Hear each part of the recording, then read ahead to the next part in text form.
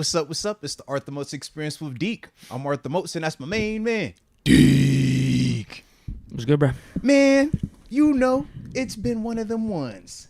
But I'm with my dog today. You fresh as always. Nah. You definitely are fresh, bro. Stop playing, bro. You definitely fresh to death. That's the one thing that's constant, and that's the one thing that I'm digging today, bro. So salute you on that, man. Nah, bro. You obviously know life's been a little bit chaotic in the Moats household over the past couple of days. Yeah, for those that aren't aware, lost my mother on Friday morning prior to us doing the show, actually. My dog Deke was aware of that situation. And then, 48 hours later, we lose my wife's father as well, man. So, yeah, it was a little bit of a chaotic time. But the one thing that I do know is this, man. Life, unfortunately or fortunately, does go on, man. So you got to take that thing one day at a time, man. Move this thing one thing at a time. And for certain, my mama definitely rocked with the podcast. We know my father-in-law rocked with the podcast. So we going to make sure that we keep turning up on the podcast. So that's kind of how I think of it, man. And yeah, so that's why I'm at with it, baby. But I like the drip today. Is that taco meat I'm seeing over there too? Buttoned up. You buttoned up all professional today. Lord, man. Don't be doing all professional on me. Lord. I guess. It's November. I guess. Sheesh. Maybe summertime there'll be one less buttoned up.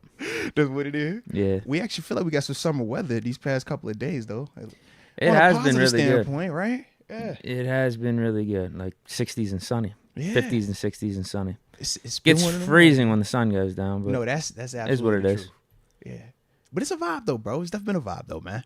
So, right. I'm glad that you brought up that your mom and Shonda's dad would want us to be doing the podcast right now, giving Steeler takes. Oh, yeah. Talking some KP8. Trust me. One of our final convos with my father-in-law was literally about the whole Josh Allen, Mac Jones. You already know how we felt about that convo. We had very differences of opinions on those two players. But then did he change his opinion? Absolutely not. He really? Still was trying to stay. I can't believe. I can't believe. I'm like, bro. He's thinking if Mac got in a new system. Then. You know, he over here told me it's the coach. I'm like, I don't want to hear nothing. Now that might happen next year. It's a strong possibility. But then Mom Dukes, for a fact, I know for a fact, she was down. She's like, look. Now, she called me AJ. That's what I was to her. She like, listen, baby, I got my Steelers blanket. I got my Bills blanket, all right? Now, I need both our teams to take care of business. And she be calling me up, hit me up after all that, man. We come here, talk our talk. She be like, yeah, I don't know why she always want to call you Deke and Zeke at the same time. She be like, Deke, Zeke. I be like, Lord, mama, come on now. But yeah, that's man. Nothing to apologize for. Yeah, it happens all the time. For a fact, man, she be here tapping in like, yeah, I ain't catch your live. But yeah, I definitely was listening, though. I heard what you said, and I like that one. I'm like, all right. So, yeah, bro, got to keep that thing rolling, man. Absolutely. And now that I think of it, man, it's been a positive weekend sports-wise, at least. Yeah, kind of. Yeah, no, think about it. Yeah. Because all my days kind of, like, went together, Felt like I was in the Twilight Zone for a little bit. At least for your college squad. Yeah. I was like, man, my Dukes took care of business on the football field. Got the big upset in hoops. Was that 2 days ago? Yeah. One of them days ago. About to say that was fire, beating the number 4 team in the nation, Michigan State. Man, so that was pretty cool, man. Yeah. Steelers took care of business, obviously. So, yeah. I'm trying to think, man. I feel like the Bills might have lost. I actually get a chance to watch that really? game. I swear I did. Yeah. That was like, I was watching for you. Yeah, it was like at the heart of it, I was watching bro. intently. Yeah, that was like right at the heart of it, man. We got that extra call. I was like, oh, whoa, what? On this day, Lord. Yeah, it was crazy. Yeah. I'll give you a breakdown. All right, what happened? It just wasn't the Bills' day. I heard there was a lot of injuries that happened too. But like I said, I did not get a chance to watch. Yeah, I think they lost their other linebacker. God, dog, Bernard. Yeah. Terrell Bernard, yeah. I think it was him. Yeah, I don't think it's a long term. I think it's just a concussion, so he might be out a week or two. That's good. Because typically everybody that got hurt has been like season ending right now. But it's all been on defense. That's the other crazy part too. It just felt like the Bengals had control for most of the game. They got up early, and then last series, Bills did get it within one score, but all the Bengals had to do was get a first down and the game was over. So it made it look closer than what because I was the score was like a one-score. I mean, game, if they stop the Bengals on that final series and get the ball back, it's like one of those game-winning drive scenarios as the time runs out. And I think it would have been like a minute or two left. Okay, yeah, like I said, I did not get a chance to watch it. I haven't. That's why I was like, I feel like I don't know if they won or lost. I feel like they did lose though. But yeah, man, dang. All right. Yeah, lost by I think it was 6. Okay. Yeah, because it was like 20. It was like 24. They 16, went 24, for 18, 2 like that, right? once they scored their touchdown to get it within one score. Gotcha. Okay. Did the whole analytics thing. All right. Go for 2 now. Know what you got. No, seriously, that's a thing now. I don't know. Some of these analytics don't add up to me, especially when the Chargers are doing it. The Chargers are like too analytical. That's the problem, though. It's insane. Yeah. Just take a field goal, man. Yeah, I'm with you, bro. Just take a field goal. I'm with you. All right. Well, we do got ball to talk because I ain't gonna lie to you, Deke, man.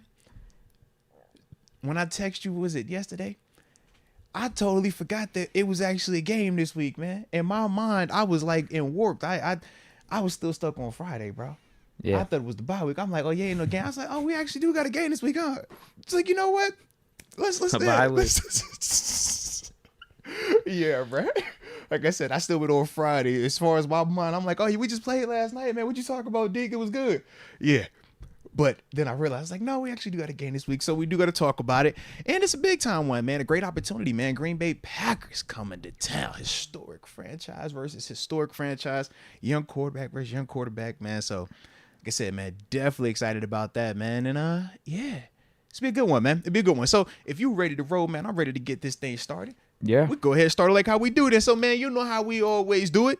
Let us know in the comment section where you are tuning in from so we can give you those big boy shout outs to start the day's show. Y'all hit that like button one time for the coach and don't forget to subscribe. Yeah. All right. And for the record, I am completely jacked up. I'm just throwing it out there now, but we riding.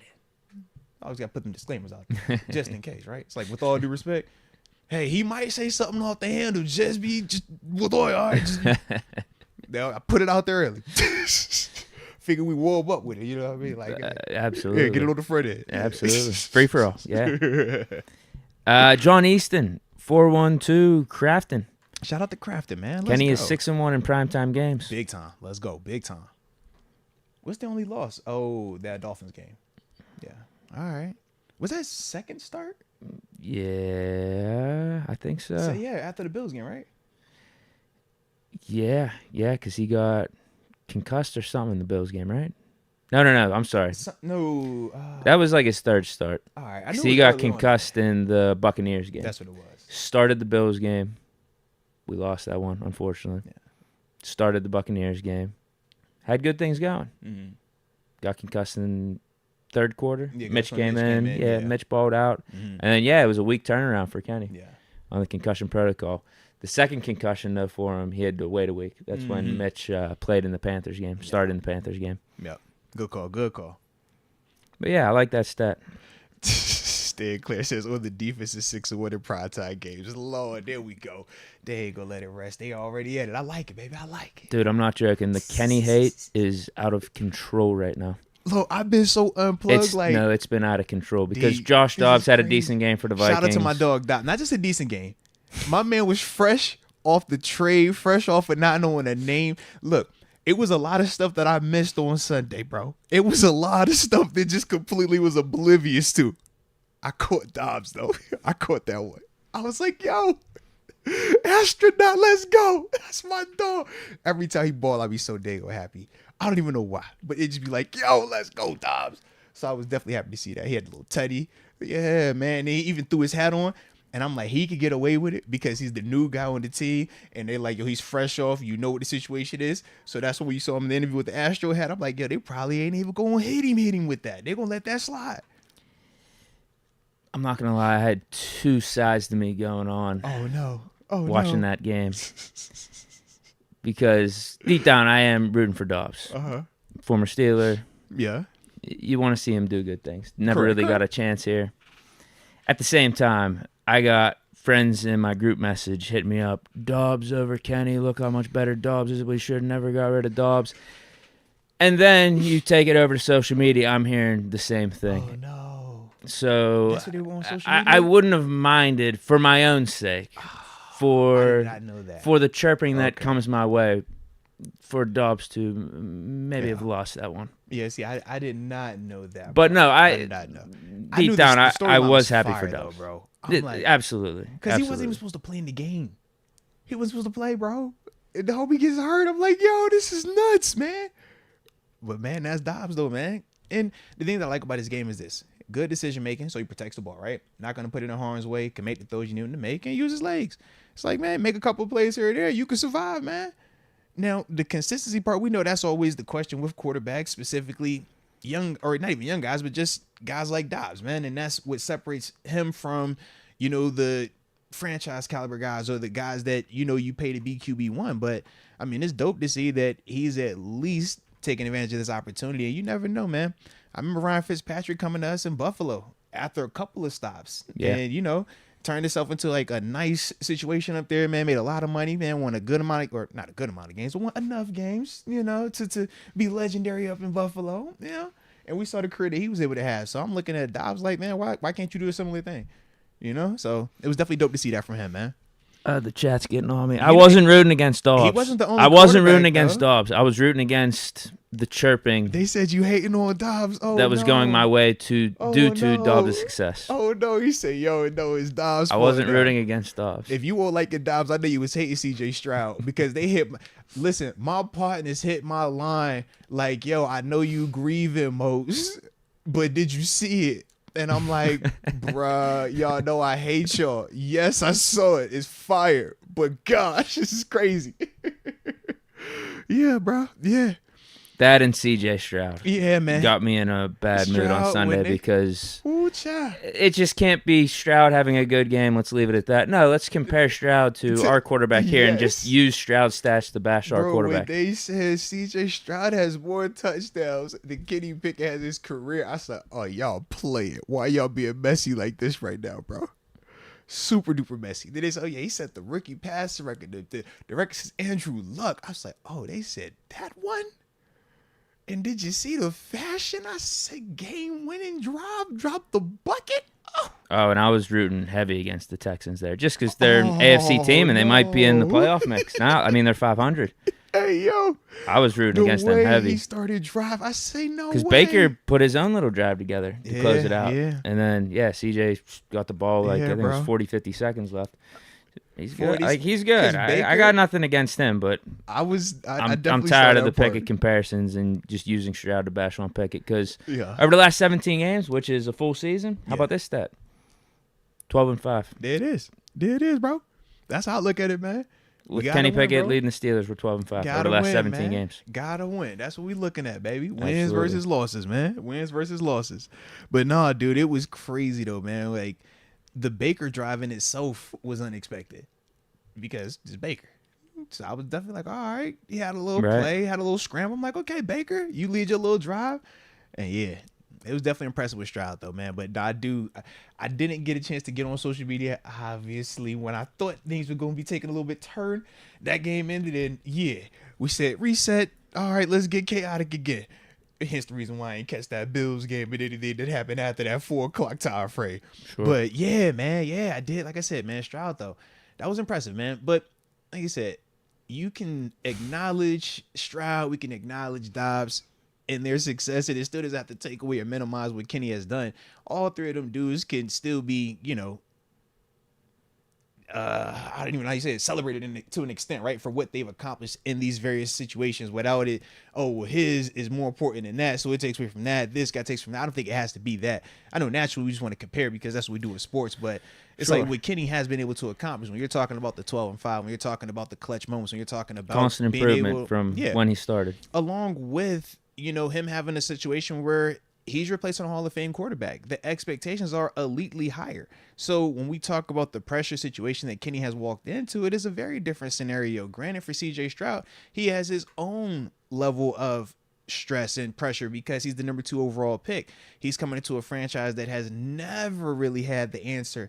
Well, you had your Deshaun Watson time frame, but we obviously know that kind of got crazy with everything that took place from a legal standpoint with him. Yeah. So it's like that's his whole beast. But the expectations for the Texans versus the expectations for the Steelers are night and day. If we talking about overall team success, overall in-season expectations, and what they're asking the quarterback to do. Yeah. The surroundings for each player are it's different. Yeah, absolutely. I mean, Dobbs I know this Vikings thing was just a one-off, Correct. just in terms of the league as a once whole. again, Dobbs stepping in for the Vikings like that. But with the Cardinals, Dobbs, no expectations, right? Yeah. A lot of times even like coming from behind. So what are you going to do with that? I mean, you're going to be out there slinging it, being a little bit more carefree. Kenny, we're asking him to do a whole different thing here right now. Protect the ball, win the game, you know. We're going a lot. I mean, we started to find our identity after the bye. We're going a lot through the run game. And the thing is this too, man. Different coordinators. It's just all week, different scenarios, right? Each week we're seeing improvements from the team and from him specifically. Now, the question is, how much further will he continue to improve? How fast will these improvements happen? We know certain things that we're going to want him to be better at. We all got certain things we want to be better at. But I just look at it as now, the further we get removed from the bye, it's like, okay, well, we saw this, check that off. Okay, we saw this, check that off. Now, okay, we want to see more routine stuff. We want to see more of these type of plays, check that off.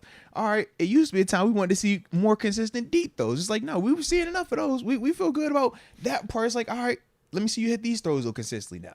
All right, but man, Canada, it was a time where we were like, man, can we just see you look like you have a good flow or a good feel for it? All right, we start to see some of that. All right, can you feature certain things or have a little bit more spontaneity with your play calling and stuff. So it's like we're seeing some of that growth, but with Kenny, I think we definitely got to get more of it, and that's where we at right now. But the beautiful my money's on it happening. Yeah, and as long as you're winning, that buys them time. If we were losing, man, it would be way more pressure. It would be way more sense of urgency on them. But they're winning, so as long as you're winning, man, it buys them time. Now that's not gonna make it where he has forever to play like that, but because he is winning, that is the falling, the thing that you fall back on right now is, look, man, we working through some stuff, but we are still being successful in that process. And that's one of the things Tomlin highlighted in his press conference yesterday. Dude asked him a question about Pickett's QB rating in the first three quarters. Tomlin made it a point. He's like, wait, you're just not going to mention the rating in the fourth quarter? What about that? What's that rating? And he's like, yeah, it's like over 100 something. He's like, yeah, that's what I'm concerned about right now. We'll fix the other stuff with the first three quarters. Like for Kenny to step up when you really need to, backs up against the wall. He's like that. He runs to that, and that's what I want out of my quarterback. I remember when we had that convo a couple weeks ago too. He said, man, if you happen to pick between starting fast versus finishing strong, man, give me the dude that's gonna finish strong. Give me that dude, because we know, all right, man, anything can happen after you start fast. Anything. But, man, if I got a dude that I know, man, if we just keep it close enough. Just keep it close. Just keep it close enough. And we have a defense that we know has the potential to be elite when healthy, when playing up to their standard. But even if they're not elite, we know that they're really, really good. So, just with that alone, you're going to be in these games if you don't turn the ball over. And if you're telling me at least get it to that second half, this dude is going to be able to play his best ball, well, man, that's the recipe right now. But it is improving, and we will get more of it. Yeah, my money's on him hitting 5 and 10-yard drag routes going forward. He has to hit, though. Right. Because obviously that was the big part that everybody went crazy on, and rightfully so. If you're a quarterback in the National Football League, those are throws you got to make. But to act as if nobody has ever missed them throws, I think that's the part that gets annoying. People are just so hypersensitive with it right now. They act as if he's the only quarterback to ever miss a drag route, to ever miss a comeback, to ever miss a deep throw. It's like, bro, it's the National Football League. You're still going to make mistakes. They're still human. But can he be more consistent? Yes. And I think both things could be true with that. But, yeah, they definitely crucify right here, though. If that's all you want to focus on is the negative, if you just want to focus on Kenny's misses in the first couple quarters both of them, man. And compare Kenny's stats with other young quarterbacks around the league and use those stats to bash Kenny, go ahead, be that guy. Go ahead, be that guy. Because I could bring up so many more positive comparisons if you want to compare Kenny to other young quarterbacks, not only now but in the past. And then I could point out so many positive throws and great throws Kenny has made. No, big facts, bro. Big facts. 'Cause I always look at it like this, man. Like, when you debate, they cherry pick the stats. So that's why you get this specific of the first three quarters. What do you think about that version of Kenny? And if you're a Kenny supporter, you're like, well, what about the fourth quarter? You know what I mean? So it's like, we all kind of doing the same thing with it. But, yeah, I think both things can still be true to an extent. Do you want him to be better in the first part of the game? Yes. Do you still love the fact that he is clutch as heck in the end of the game? Yes. Now we just got to see how fast we can bridge this together. And if it happens fast enough, then great. If not, then obviously that's when, you start decide to go shopping and stuff like that. But to me, I still feel like, man, we're in the heart of his evaluation right now. And you still can't just make the final decision today. And like I said, after that Jaguars game, I would have loved to have seen how that played out if he would have stayed healthy. I do think we win. It would have been interesting, man. His track record has proven that in those type of games, he's coming out on top. You said 12-5. So game close at home. 12-5 means more times than not, he's gonna find a way to win it if it's close like that. Yeah, and a lot of people want to say it's in spite of him, but 7 game-winning drives has something to do with wins. No, I would like to think so. If it's 12 wins and he's accounted for 7 game-winning drives, I believe 7 is more than half of 12. Not turning the ball over that stretch, because probably the last 17 games, it's close to around the bye last year. Mm-hmm. Only had 1 interception all last year, and what's he on this year? 4 interceptions? Yeah. So 5 interceptions in all those games. Very true. That has to have something to do with winning, no? I'd like to think so. I mean, I would. Hope so, at least. Would hope so. Okay, I'll say a few more here. Oh, bro, I was like, yo, how do we even get there? That was me. I just wanted to say the Kenny hate is getting out of control. Oh, it's because somebody shout out Dobbs. That's what it was. Shout out to Dobbs either way, though. Yeah, CJ Stroud. Yeah, there we go. All the young quarterbacks was out there this weekend. Because we could bring up Bryce Young, right? Don't want to talk Bryce. We want to compare Kenny to Bryce? Look, that's not as sexy. That's the guy that went number 1 overall in last year's draft? You see they over there talk about drafting a quarterback in Atlanta again. I say, dang on. Yeah. You want to compare him to Desmond Ritter? All right. We could do that. How about even Brock Purdy? I mean, in a way. Brock Purdy, he had a nice little start to his career last year, but they said Cinderella. Seems like he's petering off. Cinderella. Oh, no. She lost the slipper, bro. Turned to the pumpkin.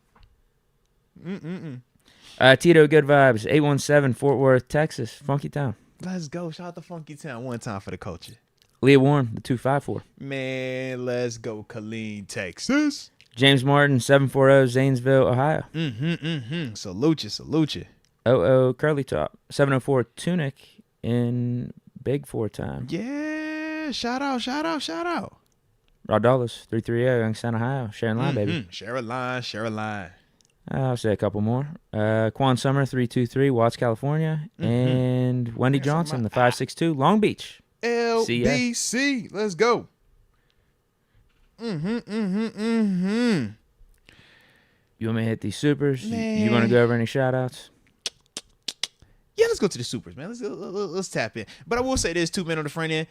I have received a lot of y'all love and support, man. I will let y'all know I do appreciate the heck out of y'all, man. Whether I see it in the regular chats, man. I know some of y'all hit me up with emails, official momentum. I know I got one from you, man. Plenty of love, support for me, for wifey, man. We definitely appreciate y'all, man. Just want to throw that out there on the front end. Dude, I got something in my eyeball, man. It's not cool. Hey. I definitely ain't got no more tears left, Deke. I can't cry anymore. I didn't cry so much in my day. Deke, I ain't never cried so much in my daggone life, Deke. So I definitely got nothing else in there, bro. I think it's like a piece of hair. Okay. It's crazy. Yeah. Hey, so let me know if you could read a few of these first ones, because I had to shut off my computer. I saw that. Yeah. Was the midget porn? What was going on? Or was you with the Asian? What was you on today? Why you blushing? I'm just because I did see you close. I was like, yo, you shut the whole thing. No, it wasn't that. Pissed off, bro. No, it wasn't that. There's like a glitch where these screenshots sometimes won't pop up. I gotta just shut off the computer and turn it back on. Respect.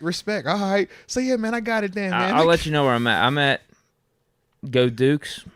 Yo, hold on. Rail say he never gets the shout out. So we'll shout him out. He said, shout out to the 803 Pound Town, man. Shout out to the 803 for the Pound Town, man. All right. Like, bro, what is wrong with y'all, man? I love it, bro. I love it. So, yes, shout out to Pound Town, all right? Shout out to Pound Town. Definitely crazy. 00 Curly Top. Yeah, but you cannot say you have not been shouted out, though, okay? You cannot say that. Jeez. Alrighty. And Leah Warren, no, it is definitely okay to cry. Trust me. I feel like I'm like almost dehydrated. That's what I was saying. Like, yeah, it was like I ain't had nothing else left in me. Yeah, it was one of them type of things. Not saying that it's not okay. I'm saying like, yo, I ain't never done it like that, bro. It was crazy. So yeah. But anywho, Yeah. Should be Stephen. I think it is, right? Go Dukes. Yeah. Let's start with that. Yes. Yeah. Oh, I might be good then. Okay. Well, Maybe. shout out to Oh, man. First off, shout out to Stephen, man. I didn't even see what You know what? Whenever I turned it back on, they might have left some supers out. You know what I mean? They might have condensed it in the chat. So respect. Just a heads up if I miss anything. Respect. Well, I got you back over here too. So you know we're gonna Stephen, get it in. yeah, he says go Dukes. Nah, man, salute you and Stephen. Now we definitely appreciate obviously the super chat and things like that, man, from the heart. And definitely go Dukes. Not just go Dukes. It's a basketball emoji. He's specifically talking about the JMU Duke basketball guys, man. Men's hoops team taking down the number 4 team in the nation, Michigan State, in East Lansing. Don't we got an East Lansing? Where's Steelers Girl 517? That's East Lansing, right? I think she's just Lansing. Yeah, or she might be. I about to say, yeah. But either way, man, took care of business 79-76 in overtime. Deke, in the middle of my sadness. Deke, in the middle of my heart hurting. This is on my daughter's birthday, right? So obviously, you know, we didn't took two major L's in the family. And now it's the birthday, bro. But this is around midnight dang near, man. Me and KK, bro, we up watching this day go okay. And watching Hobie hit this shot to send it to overtime. Then watch him hit this shot in overtime to win it. We like, yo. We was going crazy in this crib, bro. 12 o'clock at night, yelling. Ah! We needed it, though, bro. We needed it, man. So it was a vibe, though. But nah, salute you, man. Stephen, man, absolutely. And definitely go Dukes. Let's go. And not to take anything away from JMU, but I want to give a shout out to my Pitt Hoops team. Yo, let's go. What y'all tap in? We smoked the first team. It's like a technical school, I bet. Beat them by 50 though. We dropped 100. We dropped a C note on them. No, the main guy I want to shout out though is the freshman guard we got, Bub Carrington. Dropped a triple double first game. As a freshman. Yeah. Respect. I like that. But that's all I got to say. Hey, no. Pitt Hoops on their way. I'm seeing Julius Page on Twitter predict, like, they're going to finish top 3 or 4 in the ACC. Like, watch out. That'd be major, though. Yeah, pick up where we left off from last season. And make up for this football season. Holy. What a disaster. How was your weekend? I was at the game. Yeah. You obviously know I got Florida the text. State. You obviously know I got the text, Yeah. but I never tapped in because obviously everything that had took place. So yeah, but I'm like, okay, what's up, bro? I even had the Florida State pack on deck. Oh, you was about to break it back out. I was ready. It was time. I was ready. I had that feeling. Oh, it was time. Yeah, stay ready so you don't have to get ready, right? I'm with you. What happened? Legit, they had a chance for the upset. Okay. Vayer hits a really nice throw. That's the young boy, the new quarterback. Yeah, right? I can't remember what receiver it was. It was either Bub Means or Mumfield. Mm-hmm. Really nice throw. I think it was post across the middle of the field. And he's about to house it. Okay. Take it in. One of the Florida State defenders comes in from the side. Clear face mask. I don't know what these ACC officials are doing. Of course, they don't want to call the face mask against Pitt. Face mask, but as he's reaching over for the goal line, fumbles it. And Florida State recovered it. And at that point, we would have been up 7-0. Yeah, that's tough. We get the ball back in another series or two, and we actually do go up 7-0. So if that touchdown counts, yeah, that's what I mean. 14-0. And like Florida State, they started them out their comeback. Yeah. But all I'm saying is if we had those 14 points when Florida State was actually starting to do some stuff and put points, I just feel like there would have been more hope for us. Not respect. To stay in it. But, yeah, it just started getting ugly, I think, late third quarter, fourth quarter. Respect. There was a chance. There really was a chance. Respect. Yeah, I was like wanting to watch my Dukes, but I didn't have the heart to do anything at that point in time, man. I had, was allowing myself to be on the floor for a little bit, if that makes Absolutely. sense. You know what I'm saying? So I didn't even get a chance to tap in on my Dukes. I just saw that they took care of business. And I was like, win. You know what, man? I think 9-0 now. Shout out to y'all. Yeah, 9-0. They were the number 21 team in the nation. I don't know what they are now. Yeah, they were 25 initially, then they were 23, now they were 21. That might be where they're at now, is 21. This is probably the best time though for JMU, and I've brought this up a couple times. This is probably the best time for them not to be able to go to a bowl. Yeah. Because you could literally just finish the season undefeated and say, "Hey, we're national champs." No one could tell me otherwise. Man, we want to play. We want to play, bro. We want to play. Because, no, what I'm saying is, even if you finished undefeated this season, I don't think you'd be high enough in the rankings to get to the playoff anyway. Yeah, we won it. But I guess you could go to the bowl and just win the bowl and then we be just want to play 13 in and a 0. bowl game, man. Yeah, Like, because it's fun. We still new. And, like, we're not on that UCF energy where we're like, oh, yeah, we're undefeated. We won it. For the Sun Belt, we said, yeah, we the kings of the Sun Belt. Because when we beat the team last year that won the Sun Belt by 40 the week before y'all crowned them, bro, it's like, bro, I don't want to hear nothing y'all got to say. The only reason y'all not playing us in this is because the rule says that we're not technically allowed. So technically, we're not even allowed to play in it again this year. And as you see, it's like, yo, we 9-0. And it ain't like we just beating anyway. It's like, yo, we beating Sun Belt teams. We didn't play Power 5 team. We didn't play Group of 5 teams. Yeah. So we just, doing what you finish undefeated. That's what we're supposed to do, You can crown yourself national champion. You could also say the NCAA is holding us back. They didn't want to see us in that natty. Man, we just be having fun over there. We just a little school just trying to see what's up. That's it, man. I tell you, we just checking everybody's temperature. It's like y'all talking. We got UConn this week. I don't know what that look like. Let's see what UConn look like. What conference are they in anymore? Pull them up real quick. Let's see what UConn football did this weekend. See what they did. Like I said, I've been unplugged. All right, we gonna catch up today. And shout out to y'all that's rocking with us today too, man. I know y'all in here happy. They're we appreciate independent. y'all. Hit that like button one time too, man. They're independent in football. Independent. Okay. Who did they just play last week then? So last week they got smoked. Tennessee. Wow. Absolutely smoked. Wow. 59-3. All right, it's Tennessee. Who did they play the week before that?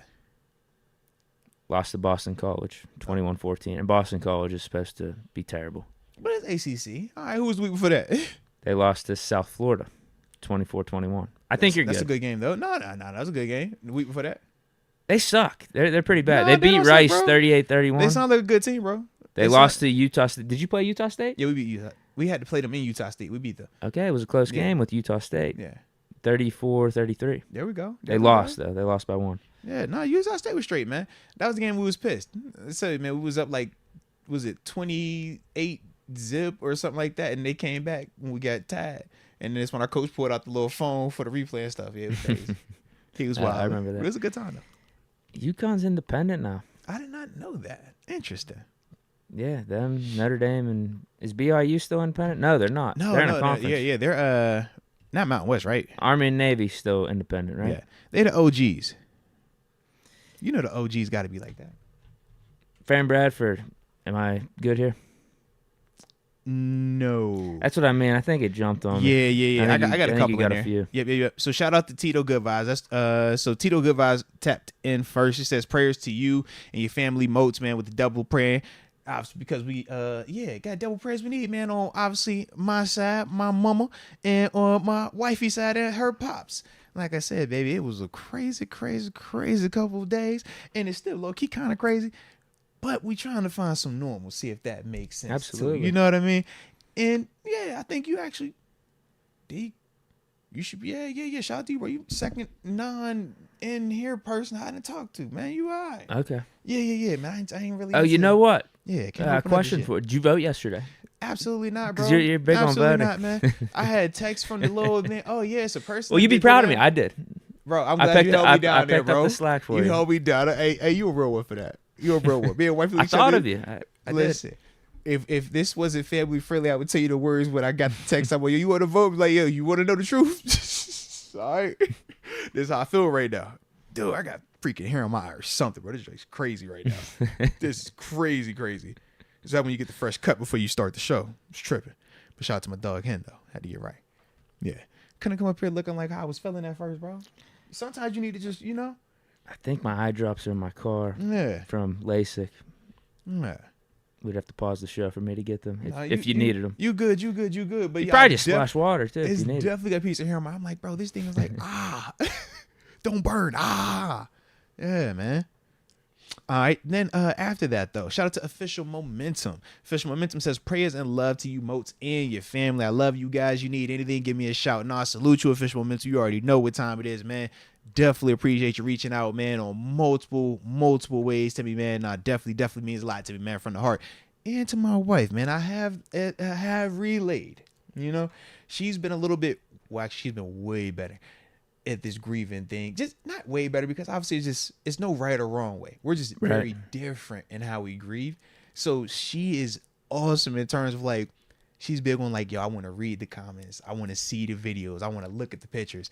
Me, I'm like, bro, I don't even want to acknowledge it. I don't want to talk about it. I don't want to see it. You know what I mean? Like, I ain't even looked at the picture yet. It's not real. Yeah. It's like, But that's kind of how we go through it. So the balance is she gets just like tapping on a lot of this stuff that, you know, when y'all make these comments, and she loves that, so that helps her out, which in turn helps me out because we kind of grieving independently and together, if that makes sense.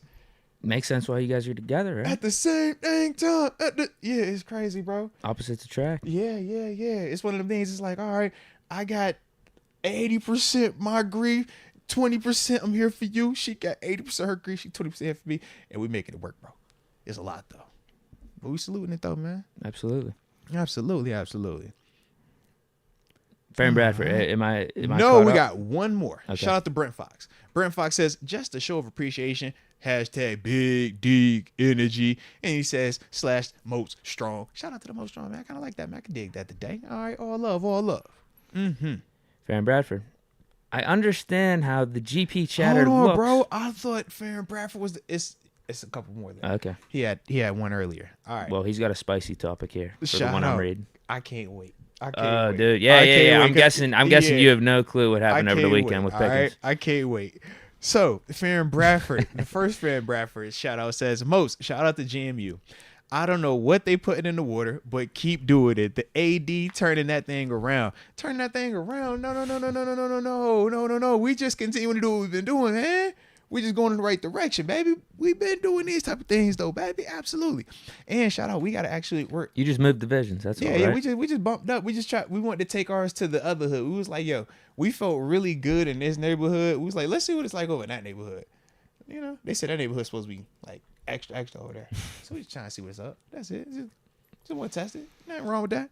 They are impressing. Nah, man. Appreciate it though, man. And across this, you know, even in men's soccer, we knocked off the #1 soccer team in the nation as well, man. It was one of the ones. All right. I was like, yo, wherever, you know what I'm saying? Wherever y'all was tapping in at and tuning in to JMU, if y'all JMU fans, it was a great time to be a JMU Duke this weekend. That's all. You gonna start an NIL fund for them? We got NIL funds already activated down there. They got stuff rolling. Come on, man. The problem is ours is like very temporary. Like you might get it for just this one guy for this year. Them other schools, you be like, oh, you got 100 just for that player. You don't even care. You got another 100 for him and another 100 for him. Oh, and you got it. It's like, yo, we ain't got that now. Yeah. We working on it though. We got guys. We got names. Yeah. We got some big money at Pitt. Do your guys? They put back? I don't know. That's Gotcha. yeah. I don't know where their actions are. Gotcha. So like, we got Tony Dorsett, Dan Marino, Larry Fitzgerald. Yeah, I'm like Kenny. In terms of like money, Aaron Donald. I'm trying to think the big money dudes from JNU for football. Charles Haley, but when he played, was the money like that? Right, when 90s. He was playing, yeah. Then Akeem Jordan, shout out to my dog. He got 10 in. He played with the Eagles and the Chiefs and the Redskins. And then me, I'm probably the biggest in terms of contract wise. Then from there, So you need to start the Moats NIL fund? No, bro, but we got the Arthmo strength and conditioning facility that they work on in that big beautiful hooping gym that they play in. It's like, oh yeah, it's some Arthmo's and Sean the Moats family stuff. That's all right. So I think we're covered. We did our part. All right, y'all got us. Somebody else, man, tag y'all it. We need one of these young cats to step up. There's got to be a tech guy or something that That's what went to I'm saying, JMU, like, yeah. making it big out in San Fran. We got Lindsay Zarniak. I don't know if she's still working with ESPN. They used to be like that's our one right there. Oh, man. okay. Yeah. I don't know, because like, you know, they kept doing the reshuffling and stuff. I don't know, like, I ain't seen her in a while. Yeah. Yeah. So I don't know.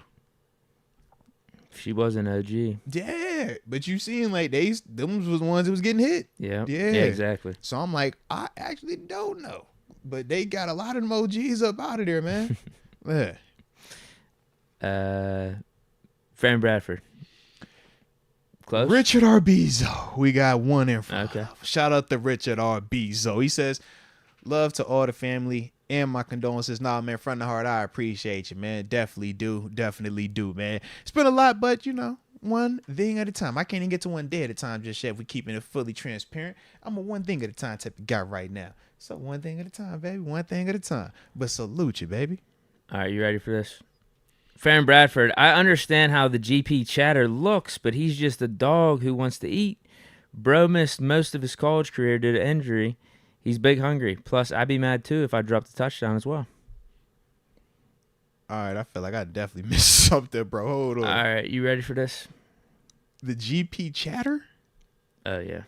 It's not just we talked about some of his sideline, like when he was in the game, right? body language, right? We talked about that on that was Friday morning. Yeah, because they said the whole when Deontay scored the touchdown, his body language, we were just like, yo, he probably still pissed with himself because he should have had a touchdown early on. Didn't get the 2 feet down. Yeah, yeah. But there's more. Oh God, there's more. I'm scared. A lot more happened after Friday's podcast. I'm scared. It kind of killed the vibes too, because I'm scared, bro. I mean, I'm at a wedding, having a good time, drinking, having a good time with friends and family, and this is coming off of the Thursday Night Football win, right? So I'm thinking all was good, right? What all was good in the world for me. Steelers win. I'm at a wedding, having a good time. Yeah. 5 or 6 o'clock, I think, on Friday. Oh yeah, I was definitely unplugged by then. Yeah, definitely unplugged. See all the posts and tweets by like Steeler accounts that GP unfollowed Pickett, Tomlin, and the Steelers on Instagram. Stop it. No joke. And he scrubbed his Instagram account of all Steelers pictures. Hey, yo, why he playing like and this, then he also reposted a reel to his Instagram story that said, "Free me." Hey, you playing too much, bro. No, that happened. That legitimately happened. The next day, he posted his Instagram story. Y'all are reaching over one picture that had nothing to do with football. You guys need therapy or you guys need urgent care. What? It's no. And then I think he reposted some Steelers stuff and followed the Steelers back. I don't know if he's followed Tomlin and Pickett back yet, though. I've heard people say that he's not followed those two. Did he say y'all reaching? Yeah. After you scrub your whole, I didn't see your page. You got you had a whole highlight reel of stuff. Like, come on, bro. Yeah, he's like, this has nothing to do with football. And you unfollowed him after you post freebie. Oh man. All right. I'll take GP's word for it, or at least just to think. That's funny, man. For me, yeah, I don't think it's that deep. Okay. Because it's social media. Like, right. Who knows what's really, really going on behind this? What if you just wanted to pull a prank on Friday and just say, watch the media run with this? Because what I'm actually seeing on the field from Pickens is full effort. He's not out there hurting the team or anything. Yeah. If the worst that we're getting from him is just some so-so body language, he's upset. He's a star receiver. He's not getting the ball. That's a tale as old as time. So, yeah, could that improve? Sure. But when he's on the field, he's giving 100% effort. In fact, he's going the extra mile with the blocking. So unless it bleeds over to what I'm seeing on the field with Pickens, I'm not too worried about it. This is hilarious, bro. I did not know. This is your first reaction to it. I know. I'm like, yo, how did I know how I missed it, but at the same time, I'm like, yo, how did I miss that? That is funny, bro. That's funny, man. But you know how I feel about social media. I think it's a joke. Like, yes, you want to express yourself, but really you're trying to get some attention. If you're that pissed and you don't want to show up to work, then you would literally not show up to work, right? If you were that pissed and you like, yo, I don't want to be here no more, you would request a trade. You would go to the media and you would do it directly. We've not gotten any of that from him. We haven't got any of it. So whenever I see the actions on social media, no different when I think Deontay a couple of years ago, it was a conversation with him surrounding his social media. Man, he scrubbed everything off his stuff. We're like, oh, is this a sign? He needs the contract. Is this what's going on? To me, man, they do that, like I said, just for the attention. But I don't think that is anything malicious. And the reason is this, man, like you said, what star receiver doesn't want the ball? He's not just some run-of-the-mill guy. We've seen the talent that he has. And yes, right now you can ask yourself, man, is this a Chase Claypool type situation? Is this a AB at the end of it type situation. I don't think it's either, honestly, though. I genuinely think it's a dude that is hungry to be great, a dude that wants to make plays. No different when Devontae Adams said what he said and everybody went crazy about him. And he's like, yo, that's cool that we're winning, but I don't want to just be here to just win. Like to just, oh, I'm riding around. Like I want to be the reason. I want to be a part of it. I want to be great. And not everybody has that. Not everybody has that desire. But for Pickens specifically, it looks like he does. So when he's not contributing in a way that he feels is great, it hurts him. It pisses him off. I like to watch him, what you said, 100% effort when he's blocking, right? Because if you that pissed off, if you that upset, you wouldn't be blocking like that. But watch how hype he gets when he's blocking a guy and it's a big run, because he feels like he's contributing. He feels like he's being a part of the success. And all he's saying to himself is, man, the same way I'm giving it to you as a blocker, and you know this is not what I do. My job is to catch the football, to stretch the field. But I'm giving it to you as a blocker right here, and I'm actually enjoying it because I'm seeing success. All I'm saying is, man, just, hey, feed me. Like, you know what I'm capable of. It's not like he's pouting and asking for the football. He ain't capable of doing things with the football. So that's my thing. But at the same time, he does have to understand that you're not bigger than the team, bro. Absolutely. That's what Hines Ward said a couple days ago. So I get it. Salute Hines. It makes sense, right? Hines been around stars. When you around stars, you understand that, man. We was around AB, Ben, L. Bell. You see stars.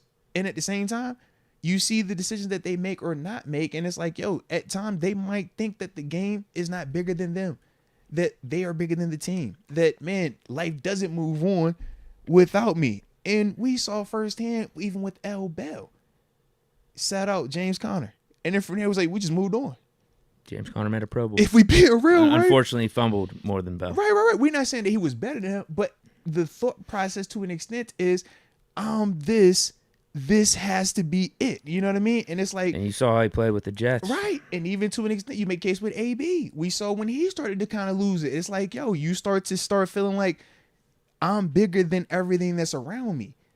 And at this level, that's not the case. It's your spotlight for a moment, bro. We don't own the spotlight. We don't own being a star. It's like, bro, for every Brady, it's like, man, you heard of Montana, right? You heard of Ben Roethlisberger, right? We're talking about Patrick Mahomes, right? And the next team is going to be another guy, right? That's just your moment, bro. You don't own this thing. But at times, man, when you live in it, you start to think like, man, this is mine. And you can't take this from me. It's like, yeah, they can, man. So for Pickens, it's like, bro, just understand you are a dope player. You got immense potential. But you also got to understand, bro, nobody's bigger than this game, man. And if you allow your personal feelings to overflow and that starts to show too much, eventually they're going to say, bro, it's easier to win without you than it is to keep you on this team. And that's what you don't want it to become. And that's what we've obviously seen with certain players, not just him specifically, but league-wise, right? Where it becomes that, where it's like, yo, this dude is so pissed that he's not the main guy that it takes away from everything else. The prime example I think of is Odell Beckham and Baker Mayfield in Cleveland, bro. And the narrative became literally, when Odell is not out there, the offense is better because Baker gets to just play. But when Odell is out there, it's like Baker has to force him the ball. Otherwise, Odell's going to be pissed, bro. And that's what you don't want it to become. But it's like, I mean, if he's doing that type of stuff, why people might instantly jump there. Obviously, we've been burnt with the whole AB. So it's like that's a little bit more. That's what people in the chat are saying. Yeah, we got some PTSD. Yeah, that's it. But it's like, I don't think it's to that extent at all. But I do think those are the things that we got to just, you know, if you're talking to him directly, it's like, bro, just be aware of that, man. Because you don't want that to be the narrative surrounding you. Because we've seen that. I mean, T.O. to an extent. When you get them reps, it's like, bro, nobody wants to touch you. Nobody said T.O. couldn't play because he wasn't talented. It's like, bro, we just can't have you around because of what you're doing to this locker room. AB, you think AB isn't still talented? He's very talented. But what you do in that locker room, what you going to do to the nucleus of his team, I can't have you here. So are you talent? Yes. But I can't win with that, so I can't use you. And that's what you don't want it to be for GP, man. Like I said, it's not there. I don't think it's even close to that. But I do understand why people. But little stuff like this has been popping up with him. Yeah. He's showing enough of it where it's like, all right, it's something something over there. I don't think it's full of that, but it's not nothing to just be randomly unfollowing people and posting this to your story. Right. We just seen enough little things pop up now. We're like, all right, you clearly feel something. And clearly you was even aware of it enough to even try to come back with the whole, oh, y'all taking this out of play. Y'all blowing this up. It's like, nah, you can't have both ways now. Right, scrubbing your profile of all your Steeler videos. No. And Steeler pictures. Not just scrubbing it in season. It's not the off season. Unfollowing in season. Yeah. Your teammate, your coach, and the organization that employs. Like that has something to do with football, right? And this is the content just error. A little bit. Is this not the content error? Is this not the social media error? He said today, though, I listened to his interview today. He said, I don't relate social media to like real life. And that's fine. That's fine. People aren't crazy for putting two and two together. That's all. All I'm saying is you can't take this Plus, action. you being a little unhappy on Thursday Night Football, the day after a win, you're doing this on Instagram. Exactly, bro. It's like you can say these things, but we always joke and say, don't piss on my back and tell me it's raining. Right now, you trying to tell me that you're not pissed. You trying to tell me that it's not this. But all these actions, bro, we know exactly what's up, man. It's not a bad thing, though. It's normal. Every person that wants to be great, that feels like they should be the guy. You remember when James Harrison, his last year in Pittsburgh, why was he pissed?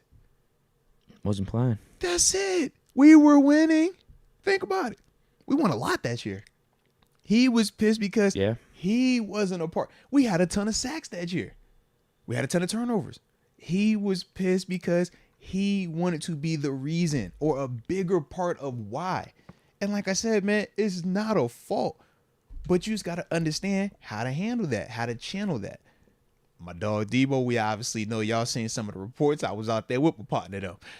Yeah, did not handle it the best method in terms of trying to get a change here. But he did accomplish what he needed to, ultimately get him to another opportunity and at least get a chance to play another Super Bowl, too. So salute him for that. But yeah, very, very different method. So hopefully for GP, like I said, for him, man, he'll just be a little bit more aware of that.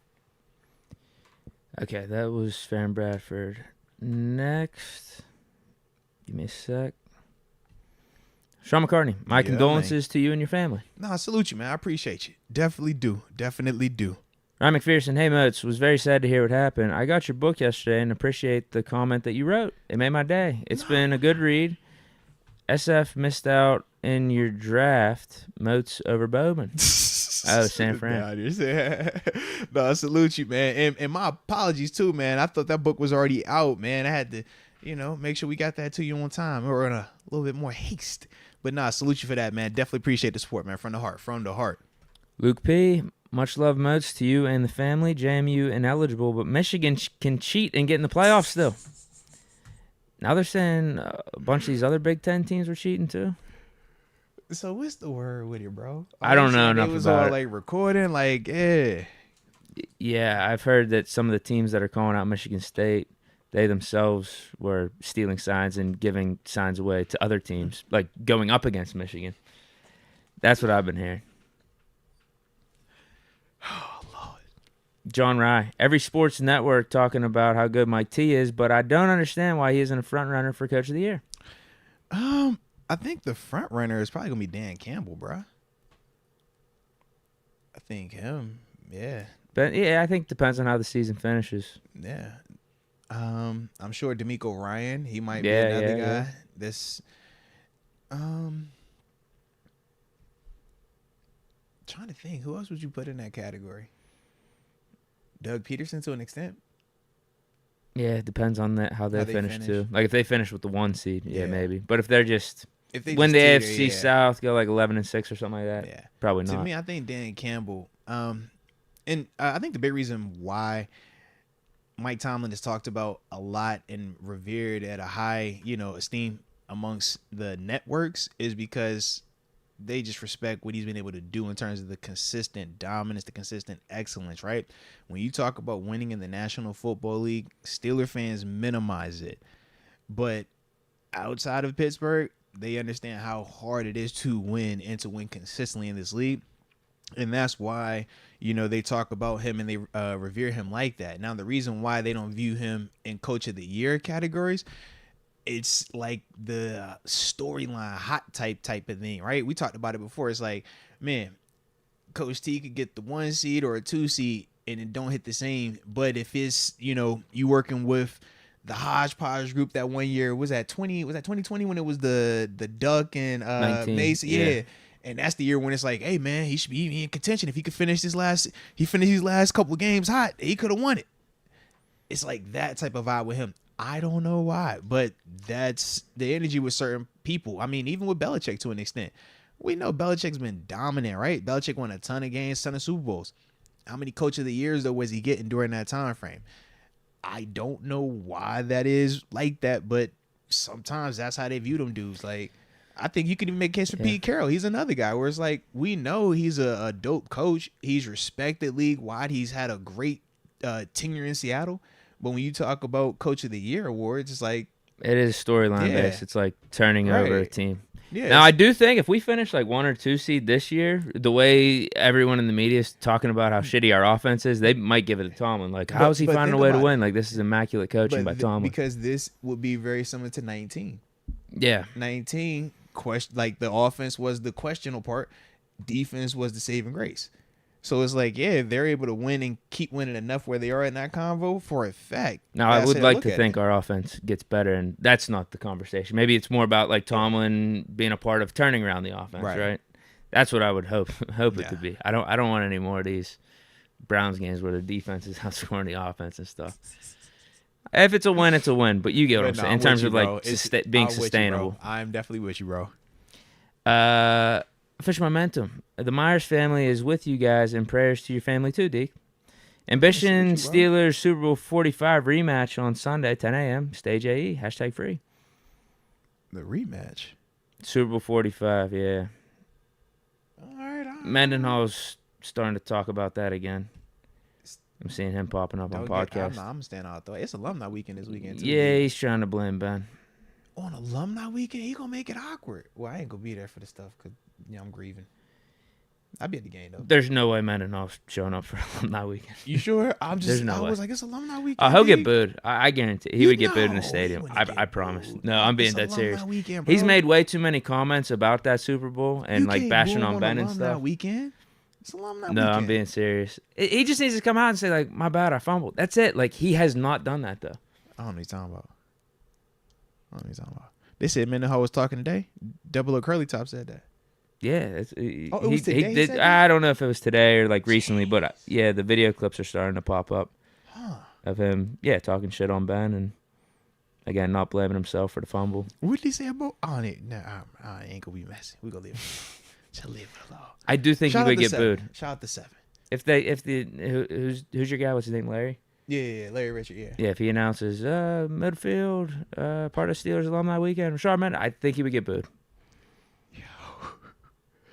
But y'all said he was a good player here, though. He was, but it's this whole fumble in the Super Bowl thing where he tries to blame everyone but himself for it. Gotcha. Respect. I think you just gotta own it, man. Like, you just own it. That's I think people do genuinely understand that football is a game where mistakes are made and on big stages. Yeah. That's all. Because he did. Yeah, he had a good run with us. That's my thing. I was like, I don't understand how they get to this point off of one play. Yeah, John Easton says Mendenhall not welcome in Pittsburgh. Dang. Yeah, I think it's like that. Him and Neil O'Donnell, I think those two would probably get booed. Get booed? Yeah, absolutely. Say, Neil, we ain't forget what you did in that Super Bowl. You made the other Larry Brown Gunner, famous. Yeah, throw Gunner in there too. Gunner's a fan. Yeah. Switzer, you throw him in there next? Nah, Moncrief. Yeah. I think those two are on the border. Okay. I don't think their miscues hit as hard. Fair enough. Who else then is on that level? Because Moncrief was only here for like 2 games. He dropped a ton of passes, but it wasn't like a big playoff drop or something that we really needed that he screwed up. Yeah. That's a bad list to be on, bro. Who wants to be on that list? I think that's it for now. Come on. I was thinking about wide receivers. Are there any receivers? Donald Copeland. Come on, Who's bro. Donald? Where did he put? Come on, bro. Yo, that's... I thought that's what you were laughing at. No, I ain't even... He said, "Yeah, it might be Kenny." Devin Bush, sorta. I don't. Again, I don't think there's anything that like sticks out with him. Right. Yeah. Lima Swede. I don't think he'd get booed because the year that he sucked so bad and was dropping passes and just messing up on big stages, we won the Super Bowl. Now, if he would have dropped a big pass in the Super Bowl, yeah, sure. Yeah. But the dude couldn't catch the ball. It was such a frustrating thing with him. So talented. Drafted him in the second round. Be like Plexico's replacement. Yeah. Just never lived up. I remember him in college, man. He was supposed to be nice. Juju and Claypool. I think Juju will be all right. I think Claypool might get booed. Claypool get booed. I think Juju be okay. If Juju come on, he got to have like that cool, chill, funny Juju energy. Sammy Coates, Artie Burns. I don't think. Nah, they ain't gonna trip. Toussaint. I mean, that's for the real ones. That's iffy, yeah. That's for the real ones. Iffy. Because like, yeah, he's like an underground name that people are pissed off about. That's iffy. But I don't think a lot of mainstream Steeler fans necessarily remember him or remember the name. To, like, if you attach to it, then you remember. I would boo. Yeah. I would boo. Yes, I'm one of those. I would definitely boo. All right. Dwayne Washington. I don't even remember him. Bree Archer. Nah. No. He didn't do anything. AB?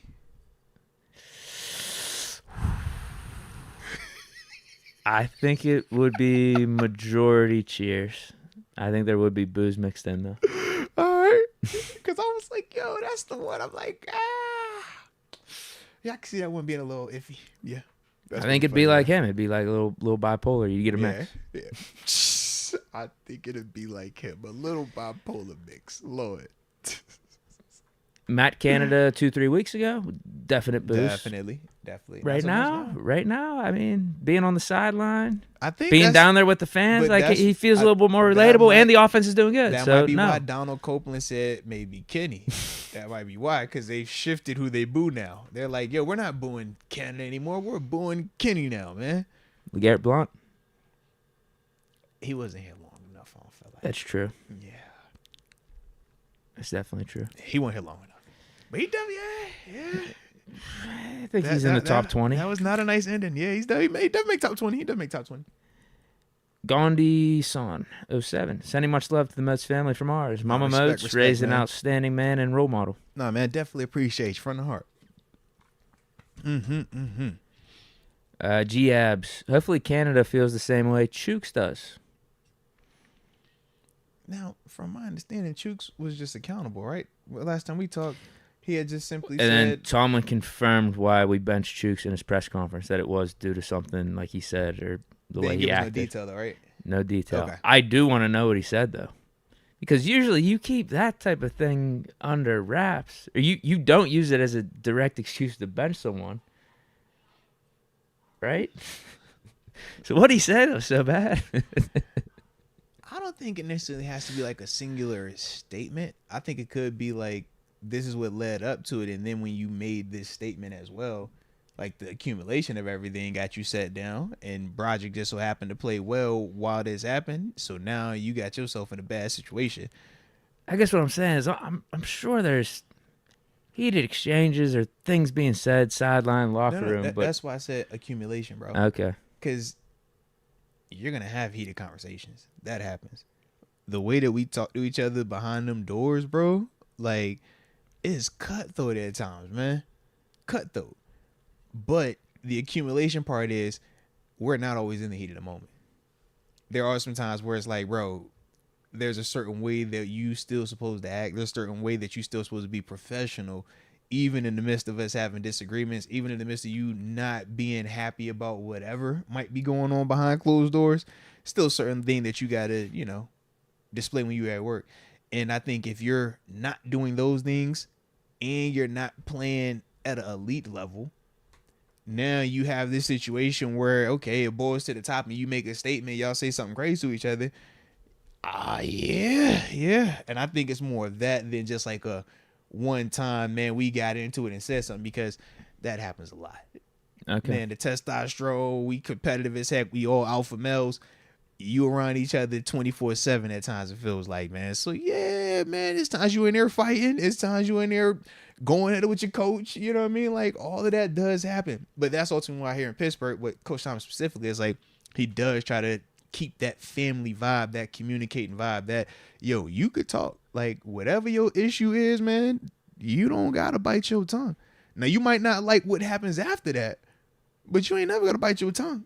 But it's that whole cause and effect type of vibe, which I love. Seen a lot of Kendrick Greens in the chat for a guy that'll get booed. For sure. What Kendrick do? All he did was to go somewhere else and start playing well, man. I'd put him top 5. Like the top 4, what I say, Gunner, He went somewhere and started playing Neil well, O'Donnell, man. Mendenhall, and who was the other name? I think it was Toussaint. Tucson, okay. I think those would be top 4, and then I'd probably put Kendrick Green in in there? top 5. Yeah. I think Devin Bush probably be booed over Kendrick. You don't think? Just because, like, Devin played a position where you had more eyes on him, whereas Kendrick's O-line. And he would give off the vibe sometimes that you didn't care. At least Kendrick fights. Yeah. He did the whole fullback thing and stuff. Yeah. And he always All right, looked fine. like He's 6. playing hard. He's 6. Maybe There we go. D. There we Bush go. is 5. There we go. There was one comment I just found pretty funny because we were talking about Toussaint. I want to read it. Hold on. Let me find it. If I can't find it, I'll move on and try to go back and find it again. Okay, let me move on. I'll find it. Just destroying my guys right now, man. Knight Rider 16, get Pebble Pickens the rock. Yeah, Tomlin made a quote. He definitely had a quotable in regards to the Pickens situation. Yeah, he said because he was asked, what's your reaction to Pickens' actions on the sideline. I don't know if they mentioned his Instagram stuff, but Tomlin said it's just a pebble in my shoe right now. Not a big deal. It's just a story for you guys to fabricate and make up. Shout out to my dog, Coach T. He don't care about none of that. He was behind the room. He be like, bro, that's elevator music, man. He won't care about none of that, bro. Won't care There about it is. none Tommy of that. Vincent says, never in my life have I ever met a mofo with the first name Fitzgerald. I just thought it was funny. Yeah, it's he's the only Fitzgerald first name that I know. Now that I think about it, yeah. But it's a strong name, though. It's a strong name. Shout out to my partner, them, man. I like Fitz, man. My dude, man. YSO, baby.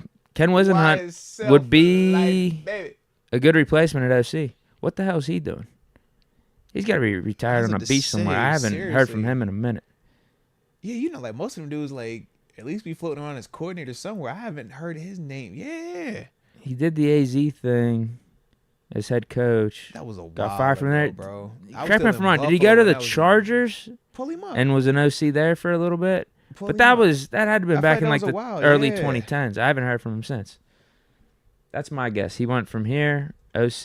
Yeah, what is AZ head coach? I think he went Chargers coordinator for a little bit after the AC. Hey, hold on. And shout out to Rod Dollar. He said he raced Fitzgerald in the track 100-meter dash in high school, man. Who won? I think Fitz won. I got my money on Fitz. I think he's faster than you. Okay, he did do the Chargers after AZ. Okay. Offensive coordinator at 2013. Then he went to the Titans for a little bit. Back to the Chargers. What year was he in Tennessee? 14. Okay, that's what. Remember when I said it felt like it was he was the head coach in Tennessee. Remember when I said it felt like it was a reunion game when we played? I think I told you before. It was like Pittsburgh versus Tennessee. He brought in LeBeau too. Wild. Yeah, I remember that. Okay, that was the connection. Mm-hmm. You're right. And then he got fired from the Titans about a year and a half. Went back to the Chargers, OC, and that was 2016. So I guess after that season, really didn't do much. So rumored 16? In 2018 he was going to take a head coaching job at Georgia Tech. Never did? Yeah. Oh, wait. He stayed with the Chargers till 2019. 2016 to 2019. Okay. He's with Penn State. Oh, wow. So much stuff about Wisenhunt in his life. I don't know. Wisenhunt joined Penn State in 2021 as offensive analyst. Okay.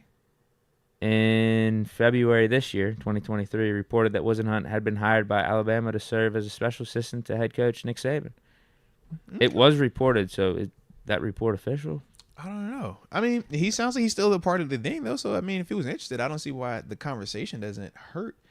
I wasn't, like, the most researched on Whisenhunt's specific time here with Ben. I just remember that was when Ben got hit more, if I remember correctly. No, that was Arians. Oh, you're right. Whisenhunt was like the first 2 years. Good call. We protected Ben, but then the good O-line call. went bad. Arians Right. got... Risket, biscuit, yeah. Yeah, so it was a weird combo call. with Arians as the coordinator and us having like the worst O-line in the league. Yeah. Ben was getting blasted. That was probably from year 3-ish, 4-ish to like 7 or 8. Once we started drafting like Pouncey into Castro. Yeah. Okay. That's when our O-line started to shape up. Nah, respect. Deke's baby mama. Oh, Deke. hold on. Before Okay. you get to your BM, shout out to your BM, bro. Why she here today? Lord have mercy. Hey, I like this, man. Y'all gonna be together. Whether you like it or not, Deke, y'all gonna be together.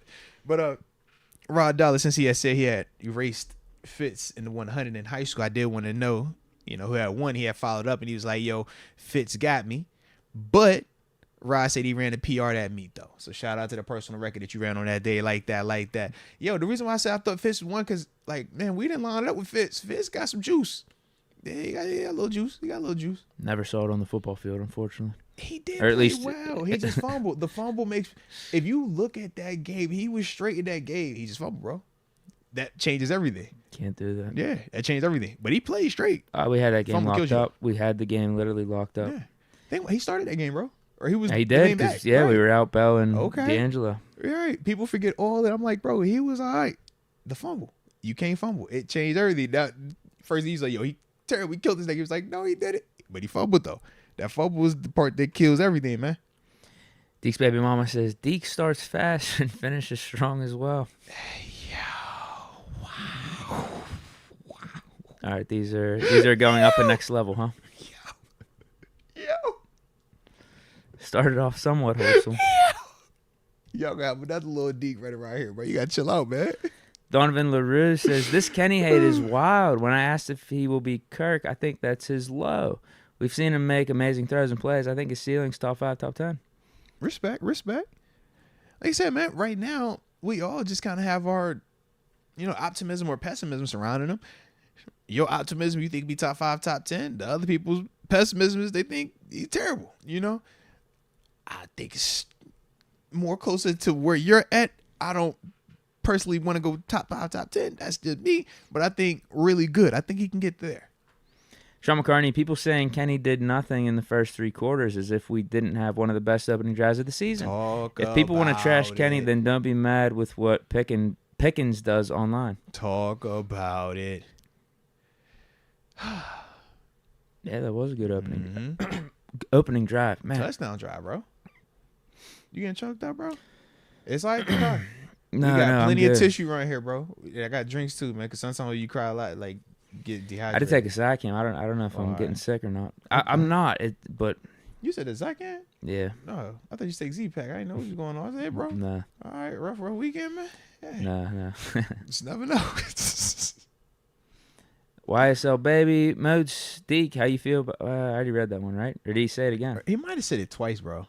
Okay, he likes Whisenhunt. He definitely likes Whisenhunt. Ain't nothing wrong with it, baby. Ain't nothing wrong with that, man. Like you said, man, my hesitation at first was I didn't think he was still around the game. But knowing that he's still been actively working in positions where he's talking ball or, not just talking ball, but working with high-level organizations, Penn State, Alabama. It's like, oh, I like that, man. Okay, it's going up another level. Deke's baby mama. Sometimes Deke misses the hole. I don't crucify him. Because sometimes when our running backs miss the hole, we be wanting to crucify them. It's like, no, it's okay. Wrong hole, but we can adjust. So sometimes y'all got to adjust. All right? I'm sure with those adjustments, that's better for non-new little Dekes running around here, okay? So, yeah, there you go, man. All right. Deke's baby mama, you out of pocket. Jeez. Mike Hood, Mr. Moats, love to you and the family, brother. Prayers to respect, man. all of you. Shout out to the chat.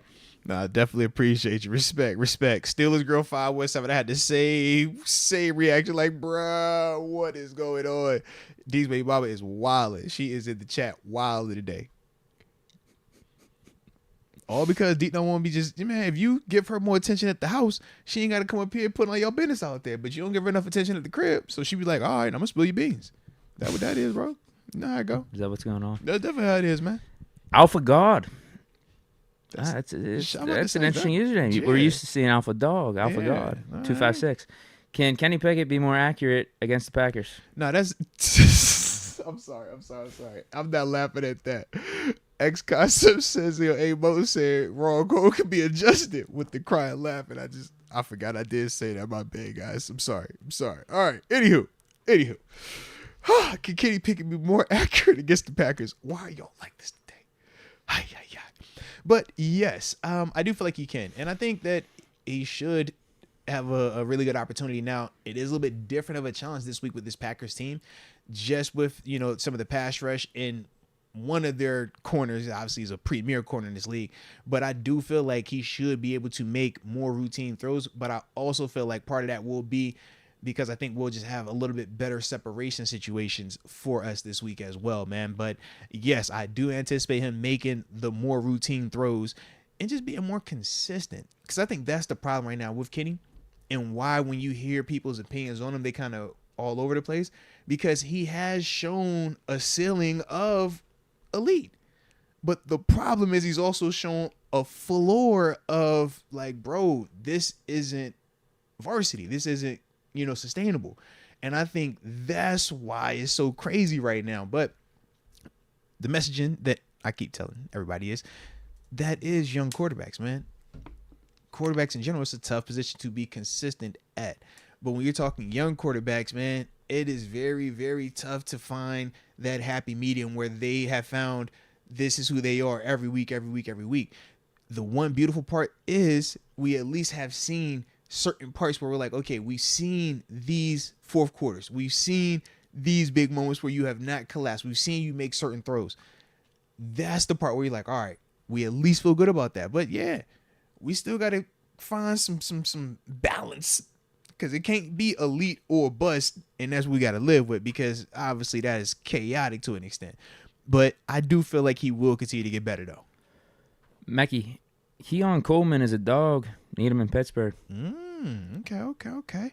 Don't know. I'm not familiar just yet, but I'll tap in on him. I'll definitely tap in. Shoot, I seen somebody hit me up, and it was funny too. Deke. It's not funny, but it's funny because obviously I'm grieving, right? We've had 2 big losses at the Felby this weekend, and people don't be knowing how to like react or like talk to me at times. It's kind of frustrating, but it's kind of funny. So like, person hit me up because they didn't realize like, we had lost some members to the Fed, and they was like, yo, you seen that they got us mocked to draft this corner out of Iowa?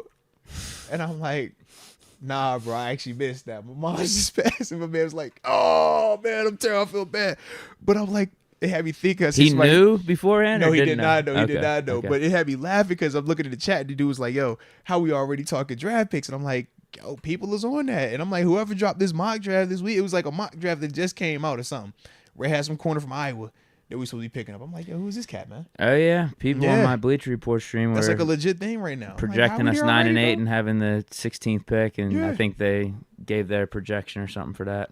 Yeah, I'm like, yo, we it's already, like, come on, how we having them convos right now, bro? Like, it's a little too soon for that, man. Oh, I think we at least finish 11-6, 12-5. Come on, man. Why not? I don't want to get too far ahead of myself, but you look at our schedule. We have it's the third easiest schedule in the AFC rest of the way. What they say? All the other AFC teams, bro. And I looked at this, outside of the Texans and the Colts, because they have easier schedules than us. And the Texans, aren't the Colts 4-4? So I guess you got to give them some credit, but it's more of those other teams like the Bills, the Bengals, the Ravens, Browns. I can't remember if it was the Jaguars, but there's a lot of AFC teams that are legitimately, Dolphins were in there, competing for AFC playoff spots that have like top 10, top 12 hardest schedules remaining. That's tough, yeah. That's the difference. I mean, man. It could be a game that obviously we got to play all the teams in front of us. We got to take care of our own business, but I feel like that's going to matter down the stretch potentially. Because all we got is, outside of our division games, it's the Cardinals, the Patriots, the Packers this week, and the Colts, and the Seahawks. And we got 3 division games. Right. Bengals twice for one of them. And all of those are very, very winnable. Absolutely. Like, so then it's just say you split the division games. Right. That's 11-6, 12-5 right there. Like, it's not out of the equation. Now, it's not far-fetched. Now, if you wanted to do the math where one of those easy ones is a Tomlin game, then I think you also have to do the math that we're going to get up for one of these big division games. They go back and forth now. Yeah. They do. So it'll equal out. He'll give us a Tomlin one, but he'll give us one of them. How the heck like you beat that Bengals one? on the road, you know. It'll be a weird one. Christmas night or something. One of them weirdo ones. We'll pull that one out. Good call. And shout out to Big Noriega real quick. He got the name of that cat, the Iowa dude. Cooper DeJean is the guy's name, the corner that they had us mocked to be drafted, really? bro. Yeah, he said he's not big. I wouldn't mind another corner. Since draft has been brought up, I did think about this briefly today. Oh Lord, Deke, here we go. Right now, corner.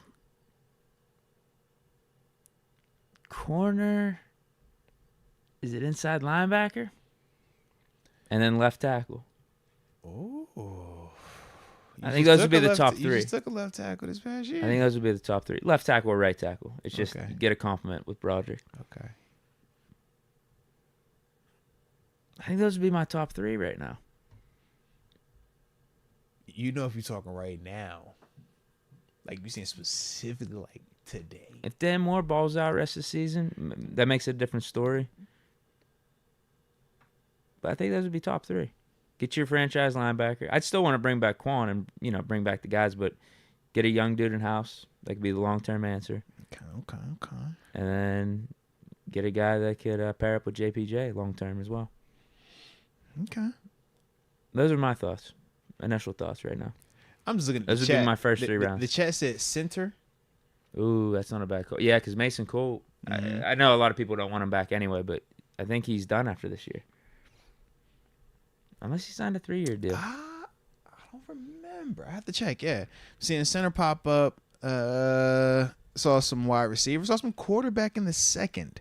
Come on. That's what they're saying in the second round quarter. No. Last thing on my mind, actually. They're definitely saying center in the first. I've seen a good amount of center pop up. He's back. Could be a cap casualty. Yeah. Only $1.5 million dead cap. Okay. All right. I put center in the top 4. Okay. We can have cap space. I know we had a lot of cap space last offseason. I mean, have we ever restructured TJ's deal? We haven't restructured Highsmith. So whenever we do that, that's another one. Oh, I think Cam's up after this year, isn't he? So he can come back, but it's definitely got to be a hometown discount. Cheap, yeah. Shout out to my dog, Cam, Shout out to my dog. $9 million or something. You know what I mean? 9, 10 mil. Pay my dog, man. Give him, 2 years, 20 mil. Man, hit my partner up, man. All right, let my dog get some paper, man. Oh, and I mean, I think, we're getting to the Packers-Rams today. Yes. Point, right? Yeah. I'll save it for then. All right. Respect. Or not Packers-Rams. That was the game I watched, but obviously Packers are playing the Steelers. Yeah. I'm with you, bro. I watched the Packers-Rams, and what was the one they played before? Packers-Vikings. Yeah, your boy Cousins was having a good game. Come on, shout out the captain. Michael Brooks, JMU going crazy, adding it to the Suns college list. Hey, respect. It's a mighty fine institute, man. Beautiful Shenandoah Valley, man. Got some pretty cool alums too, man. But as a whole, you're gonna love it. Your son would love it. Definitely keep it on the list. Juju's biggest fan, 1919. You're an inspiration to everyone, Moats. Your family is in my thoughts, and I hope the birthday celebration soothes some of the sorrows. Hey, nah, man. Salute you on that. Salute you. Yeah, man, that was definitely one of them ones where me and wifey was kind of like, we got to make sure that baby girl Ave don't associate her birthday going forward with, like, sadness and all this other hurt. So, yeah, we definitely made sure, that baby girl had a dope birthday, enjoyed herself, man. And, it's one of them things, man. But yeah, we taking it one thing at a time, baby. Yeah. Sometimes it be like that, though. It's all right. Sometimes you get pop, you know what I'm saying? I got hit. I was on the ground for a little bit, Deke. I ain't gonna hold y'all down there. But then after a while, you gotta get on up and be like, all right, bro, let's go now. So, yeah, here we go, man. We got Coolness Kills. Yo, what's going on, Mets and Deke? What's the word? Did you guys see Max Crosby smoke a blunt at the press on national TV, or was that a cigar? What's going on? I think that's a cigar. It was a cigar. He got real heavy blunt tendencies. Yeah. Yeah, he's sober now. Yeah, I know. I know he was an alcoholic. So he was heavy into that stuff too. No, anything. No. He had alcohol. He was alcoholic. Yeah. When I say he has heavy blunt tendencies in terms of how he smokes the cigar, got you. You watch a 60-year-old retired CEO smoke a cigar, and you look at Max Crosby smoke a cigar, they just look real different. Fair. And then if I were to show you Wiz Khalifa smoking, how he would smoke a cigar, and how when I decide to smoke a cigar, what it look like, you'd be like, oh, Max, you look more like this group than that group. That's kind of what they say. Absolutely. Yeah. Shout out to Max though. They was getting on Max though. They said that my man Max, it was like, yo, he black at heart, bro. It was like, yo, did you see the vid? He wanted to say something other than that. He didn't want to say that. I was like, yo, why y'all doing that to Max? Don't put that on Max, man. Yo. I said, Max, wow, they got the throat tat. I said, yo, any dude with a throat tat, I don't want no problems. They man. must have really hated McDaniels there. Bro, you see how they really turned up. Cigars that, middle bro? of the regular season? Bro, they really turned up behind that man, bro. They turned up behind that man. I get after Yeah. maybe a playoff game. Maybe. Bro, they hate that man. They said they had a roasting session. They said it was roasting McDaniels on the way out. Like, dang. Actually, I wouldn't understand even for playoff games. It'd have to be the AFC or NFC championship and then Super Bowl for cigars. See, right? Division title. You want a division title, Deke, regular season. Deke is just a different vibe for you, man. When you've been in some of these situations, bro. Oh, that's what I'm saying, though. That's how like, much they must have hated McDaniels and how big of a victory this was. Yeah, because I'm like, bro. Because I can't see any other scenario where you're bringing them out outside of the ones I named. Where you like, yeah, it's like, bro, now this is massive right here, man. Like, yeah. YSL baby. Shout out to YSL. He's been dropping some I'm chats. about to say, is it Wizard Hunt? No. I'm about to say I was ready for Wizard Hunt again. I was gonna give him another one. I was gonna give him a third. Got a draft suggestion. Oh, all Kalen right. King round 1, and Cedric Van Pran round 2. Isn't that the Ced center, Van Pran right? from Georgia. Yeah. Kalen yeah. King, cornerback, Penn State. Yeah.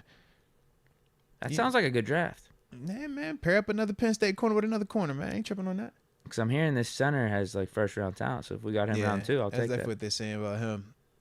And somebody else has brought him up on the chat too. I remember us talking about him, I feel like, beforehand. So now, man, I'm definitely with that though.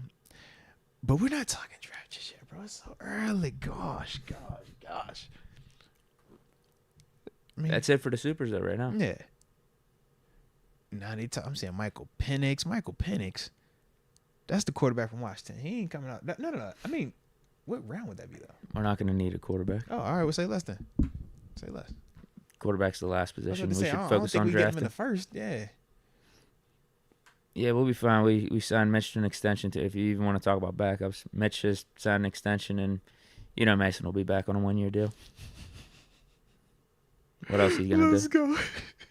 Let's go there, bro. Let's go. Sean McCartney, I used to hate a few people on the Steelers, especially last season, but Moats taught me to wish for people's success rather than for them to fail. If not for them, at least for the team's success. Changing lives out here. Sean, you funny, bro. You funny, man. All love, man. All love. Hey, if that's what you received throughout some of these podcasts, man, then we do it all right, bro. We do it all right. Yeah, man. You don't got to wish for them to behave. No, we all right, man. We all right. Because if they do well, then the team does well. All right? We don't want them to be terrible. Nah. But I like it there, man. All right, so let's tap in, man. Obviously, we're going to talk a little strengths and weaknesses for this Packers matchup. Hit that like button, too, on the front end of this thing. And don't forget to subscribe. While we are at it. So, yeah, man, let's start with a little scruff. And when I look at the team, man, the first strength that, kind of jumps on the screen to me, I like Rashawn Gary. You know me, I'm a pass rusher. Instantly, when I cut the tape, I'm like, yo, do you got a guy that wins one-on-ones? Do you got a guy that can create pressure without you necessarily having to blitz all the time? And Rashawn Gary is definitely one of those guys. He's been a really good rusher. I wouldn't call him elite. I wouldn't even call him, Didn't they just give him the bag? He got 4 for 52, something like that. So I wouldn't even call it like crazy high end. Like, to me, Highsmith is still a better player. But what I am saying is Rashawn Gary is definitely a good player, though, man. Like, he is aggressive. He is physical. He has dope get off.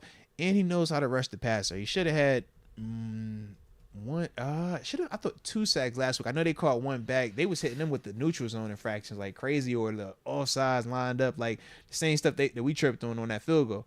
They was calling it a lot in that game, bro. It was stupid. But to me, man, he is definitely one of those guys that we know. We got Broderick making his second start at right tackle and Dan Moore. So, yeah, man, a guy like Rashawn Gary, we do got to be aware of, man. And like I said, man, he's the first, like I said, big strength that jumps off to me. How we want to do this today, man? We want to go back and forth for it. Call. I was running through it real quick then, man. All right. Nah, actually, man, let's go back and forth. All right. Yeah. That was my first one. Okay. I got a couple over here. I ain't even go. I'll say Jair Alexander. That man, you speaking my language then. Perfect. Dude's a top 10 corner. I'll be honest, I'm struggling to come up with 3 strengths for the Packers. Okay. So I'm going to be reaching kind of probably on my third one. All good, man. I just don't think they're that good of a team. All good. But when you have a lockdown corner that we're hoping JPJ develops into on our own end, I think that matters. It really helps your defense. But outside of him, I mean, they just traded Douglas over to your guys up there in Buffalo. They got this dude Valentine. I know some Packers fans are. Rounder. They like I know. Like we talked Corey Trace. I know. I was gonna say. I know Packers fans are high on him, but outside of Alexander, you don't got much in that secondary. Deke said we could only have dope young players. If he was playing for us, Deke could be swearing about it, but he gonna lock up this guy. He gonna lock that guy up. Playing against him, Deke like, oh, he is several. I don't care about this cat. I don't know what they talk about. You funny, bro. But no, I'm with you though. Jair Alexander, he's actually on my list too, man. So salute us, man. We in the same mindset because he has a premier corner in this league, man. High end pedigree dude, big contract guy, all world, perennial all pro type. Can cover you, do the man to man, press up, isolate you. That's his game, and he can tackle. But at the same time, specifically, we've had a guy on our roster have success against him. Sorry, Deontay Johnson. Your boy actually was at that game too. If you think about it, man. We seen this. I thought we were gonna win. We seen that in person. Another questionable call. Special teams related. Yeah, the Joe Hayden. They didn't show the replay in the stadium. They would not show the replay. They did not, bro. But he's definitely one of those guys though, man. So it's like, in terms of strength, yeah, he's for certain strength, man. But since you tapped on that, I'll go to my next one, man. Aaron Jones. To me, he's what keeps this offense going. He's what keeps this offense afloat. He is to the Packers. When I watch Aaron Jones, I say this is what our offense would look like if Jaylen Warren got 80% of the touches. He was the feature, and Najee was 20%. Aaron Jones and A.J. Dillard, they rotate him at times. They have sometimes it's more AJ, sometimes it's more Aaron. But Aaron is their guy. Aaron was their guy even when Rodgers was there towards the end of it. He's a very dynamic runner, man, but not in the sense of downhill at you. It's more so the lateral game, man. The misdirection. He's beating you off tackle. He can hit you on a stretch run, kind of like when we talk Jaylen Warren. He's not an easy tackle, but he's not the Najee Harris. He's not the A.J. Dillon type. Like, how about this? This is what I was thinking when I see his running style. He is what Anthony McFarland would be if Anthony McFarland was actually good. Yeah. Yeah, like, to me, Aaron Jones, like the screen game, the way they use him in that, like he is one of those guys that when he is on, their offense works. It makes Jordan Love look way better because it's not the most consistent over there. But Aaron Jones, that's one of them dudes right there, man. So got talking for us. Well, I agree with you. I have running backs written down. Yeah. So the combination of Aaron Jones, A.J. Dillon, that's their own version of Najee Harris, Jaylen Warren here, a little thunder, lightning. I'm telling you, dude, outside of that, there's not much more I like about this team. And that's what I'm going to say, that my third one's a stretch. If yours is a stretch, I know mine's going to be a super stretch, so you're good, bro. I like some of their individual talent on defense, but I already named Jair Alexander. You see, I said Rashad and Gary. I tried to split them up. But I didn't want to put anyone else in Alexander's class, so I wanted to single him out. But I do like some of the other guys, like Preston Smith, Devondre Campbell, Quay Walker, shout out to Devondre Gary, Campbell, bro. Kenny Clark. I'm glad that you on the Devondre Campbell, like you acknowledging him now. I remember when we first talked to Devondre a couple years ago. He made an All-Pro a couple years ago. I wanted us to sign him this offseason. But that was the first year that was the first year he got the All-Pro when he went out there. Yeah, it was like, yo, he's a good player, man. I like him. Now, I don't think he's the same now as then, though, if that makes sense, too. It's like, what was that, 4 years ago? 4 years ago when he was out there in Green Bay? I thought he was a more productive version then. I think now, still good, still really good, but I think it's just, yeah. Like I could pull out I like Matt LaFleur. He's won a lot in his young coaching career, but we're seeing without Rodgers, he's struggling. You ready? This This is what I had. I said I like the talent of the quarterback because he's very talented. You know what I was going to write talented. too? I was going to include him in the strengths, but has not really much to do with his play. That's what I'm saying. But more with his fight, because those first couple games when they were down, it was week 2 and 3. Yeah. He brought the Packers back, and they completed the comeback. I think it was against the Saints and won the game. They almost did it against the Falcons. Yeah. So I appreciate that fight, but I'm like, he's very talented. I don't think he's a good quarterback. I think he's very talented. It's like he has seeing more from him. He has a big arm. He can run. He looks great when he's just doing this in the pocket. Before anything happens, Deke, when he's like this, I'm like, bro, he look like he nice. He bounce on the toes, nice and tall. But then after that is where you just like, all right, bro, what's going on here, man? But he low-key finished with a crazy little cool stat line, and that's the weird old part about him. But, yeah, I think he's just very talented. Now, can he put it together? That is what remains to be seen, kind of like what we're talking about with Kenny to an extent, right? Remains to be seen in terms of the consistency part. But you got to at least acknowledge the talent with him, though, man. All right. Did you have any other strengths that you wanted to give him? Like I said, my third one, I didn't really have anything.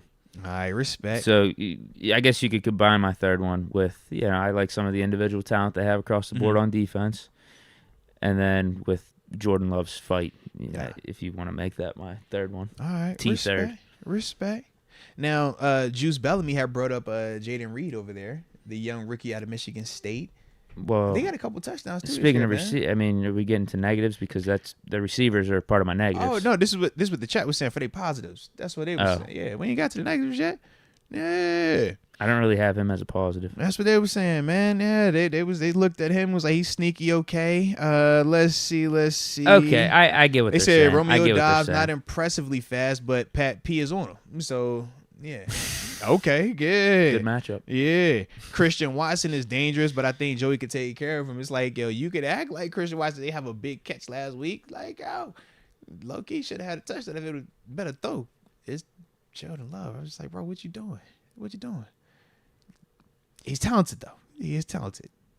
All right, let's see. Yeah, Juice Bellamy also brought up Christian Watson as well. Rob Lightfoot says love is a weakness. I could agree with that too. In real life or in like his game? I'm playing.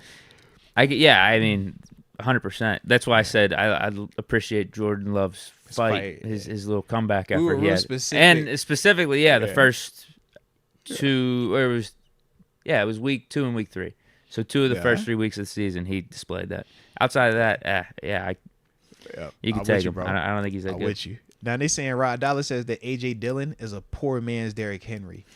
I don't agree per se. No, what would his comp be? Yeah. He's huge. He's a bigger Saquon Barkley. He's a less agile Saquon Barkley. It would be my comparison. Yeah, bigger, less agile. I can see that. Because he still is nimble. I'm trying to think of running backs. He's probably, what about Brandon Jacobs? But he's faster. He's more agile, Brandon Jacobs, but less agile. But he's not as big as Saquon Barkley. Brandon Jacobs. He's right in between. Like he's right in massive, between bro. Brandon Jacobs and Saquon Barkley. If I had to combine the two, I think that's my comp. You're like Benny Wells, like the college version of Benny Wells. Like not NFL Benny Wells. NFL Benny Wells won't like that, but I think he had Benny 1,000-yard year. Maybe one. AZ, it doesn't count out there. I'm like maybe that though. Yeah. AZ was probably tanking or something. Okay. All right. Well, let's tap in on some of these weaknesses. Ron Dane. Shout out to Ron. I love Ron Dane, bro. That was my Wisconsin running back, man. I love Ron. I used to be so mad that he was so good and they would not play him in the fourth quarters. And I'm like, yo, he could have so much more yards. You just keep playing this dude. Why y'all keep taking him out? I was too young to understand it, though. But yeah, definitely was a Ron Dane guy. All right, then. Let's talk a little weaknesses then, man. All right, we tired of giving these dudes they flowers and acting like they cool. They bums. So, first weakness to me, man, is the super inconsistent quarterback. Lord have mercy. He can make every throw, and he can literally miss every throw. He can use his legs, and then there's times where you're just like, why haven't you used your legs? Like you said, I like the toughness, but the decision-making is very questionable at times. I think holds on to the ball too long at times. I also feel like he makes just questionable things when he's trying to do too much. literally one play, he's, getting sacked and he's doing the whole Russell Wilson where he's like, all right, I'm going down. Let me last second just try to heave this thing. And that is how a lot of negativity can happen, man, when you're trying to do a little bit too much in certain situations.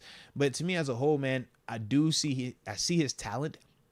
I just feel like at times he looks like he's a little bit overwhelmed. And that's something that, with young quarterbacks, some stuff or similar stuff can be said about Kenny. I'm not going to be, oblivious to that. But that is one of them things where you're looking at it, it's like, yo, he has to play better because it is way too wide of a range where you're watching him as well. Difference between us, though, is our defense, I think, has been a lot more consistent in terms of creating turnovers and ultimately minimizing some of the damage at times. Whereas for Green Bay, that hasn't always been the case with them. I'm with you. I put a little seasoning, put a little extra on my first weakness, though. Took it up an extra level. I mean, it has to do with the quarterback. I just said I put a little seasoning their decision to move off Rodgers. God. When you have Aaron Rodgers, you don't take that for granted. I was saying the same thing with Big Ben. No. Okay. So, yeah, I think it's the same way here with the Packers. You literally had Aaron Rodgers.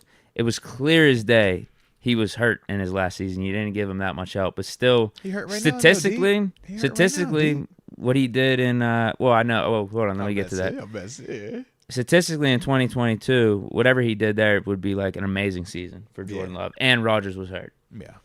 It's like, come on, bro. Whatever. I mean, Rodgers went on his darkness retreat. You pissed him off by shopping him around, and now he's over in New York. Now, you're right. He is hurt right now. So if they would have kept him, would he be hurt? Now, here's the thing. He would have been playing on Lambeau, not the New York Jets turf, so maybe he doesn't have the Achilles injury if the Packers would have kept him. Well, actually, that's the other thing, too. If the Packers didn't shop him, does he return? Because he said he was like Jordan Love, he said he was like 90% retired when he went to the darkness. And he was pissed because they shopped him, and that's what made him want to play again. Although I do think he said too, after coming out of the darkness, he was open to playing. He just wanted to throw again. But I think he said the combination of the throwing with the rumors that they were shopping him, motivated him to come back. But yeah, you shouldn't have done that. At the same time, though, man, no different than the scenario here with Ben. When you make that move, you're not making that move because you feel like Mitch, Kenny, or Jordan Love are better than Aaron Rodgers or Ben Roethlisberger on that day.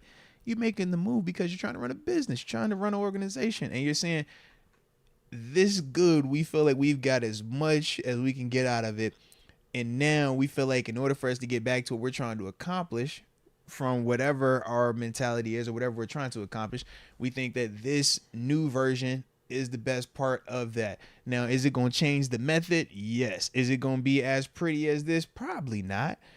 But we think in a couple of years, we can get back to what we're trying to accomplish and have a way better scenario than if we're, still sticking with this, knowing that it's going to keep us around here, but is viewed as obsolete because of the age of said model. It's a young man's game. I know that, but both it's with Ben and Rodgers, bro. With Ain't both nothing of wrong them. with that.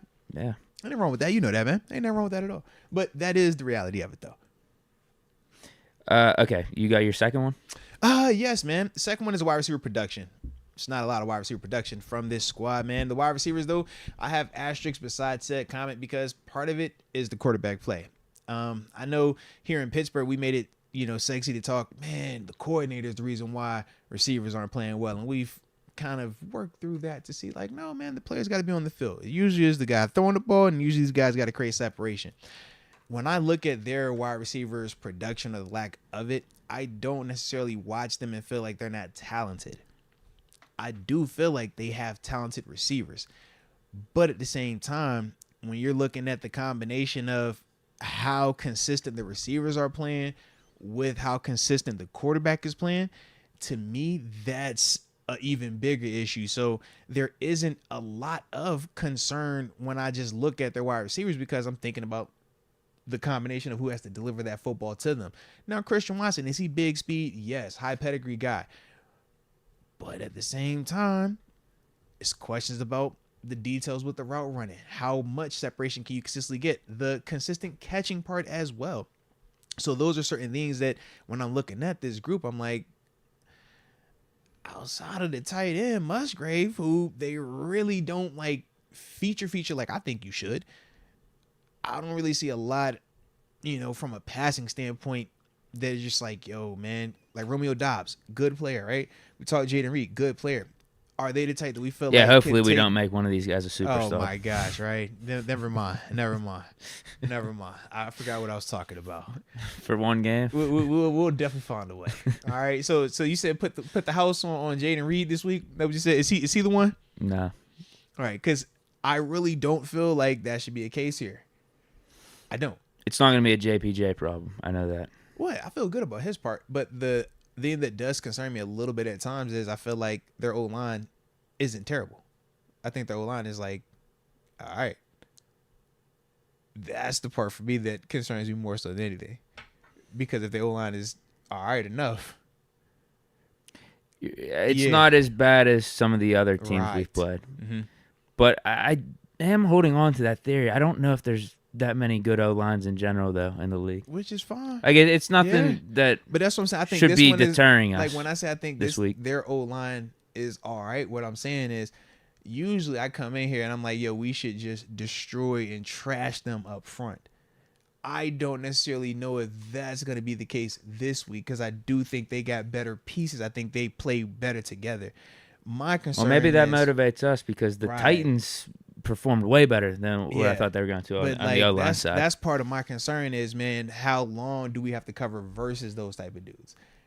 I don't think that, in a regular 3-4 second like how it's supposed to be, that them dudes are scary at all.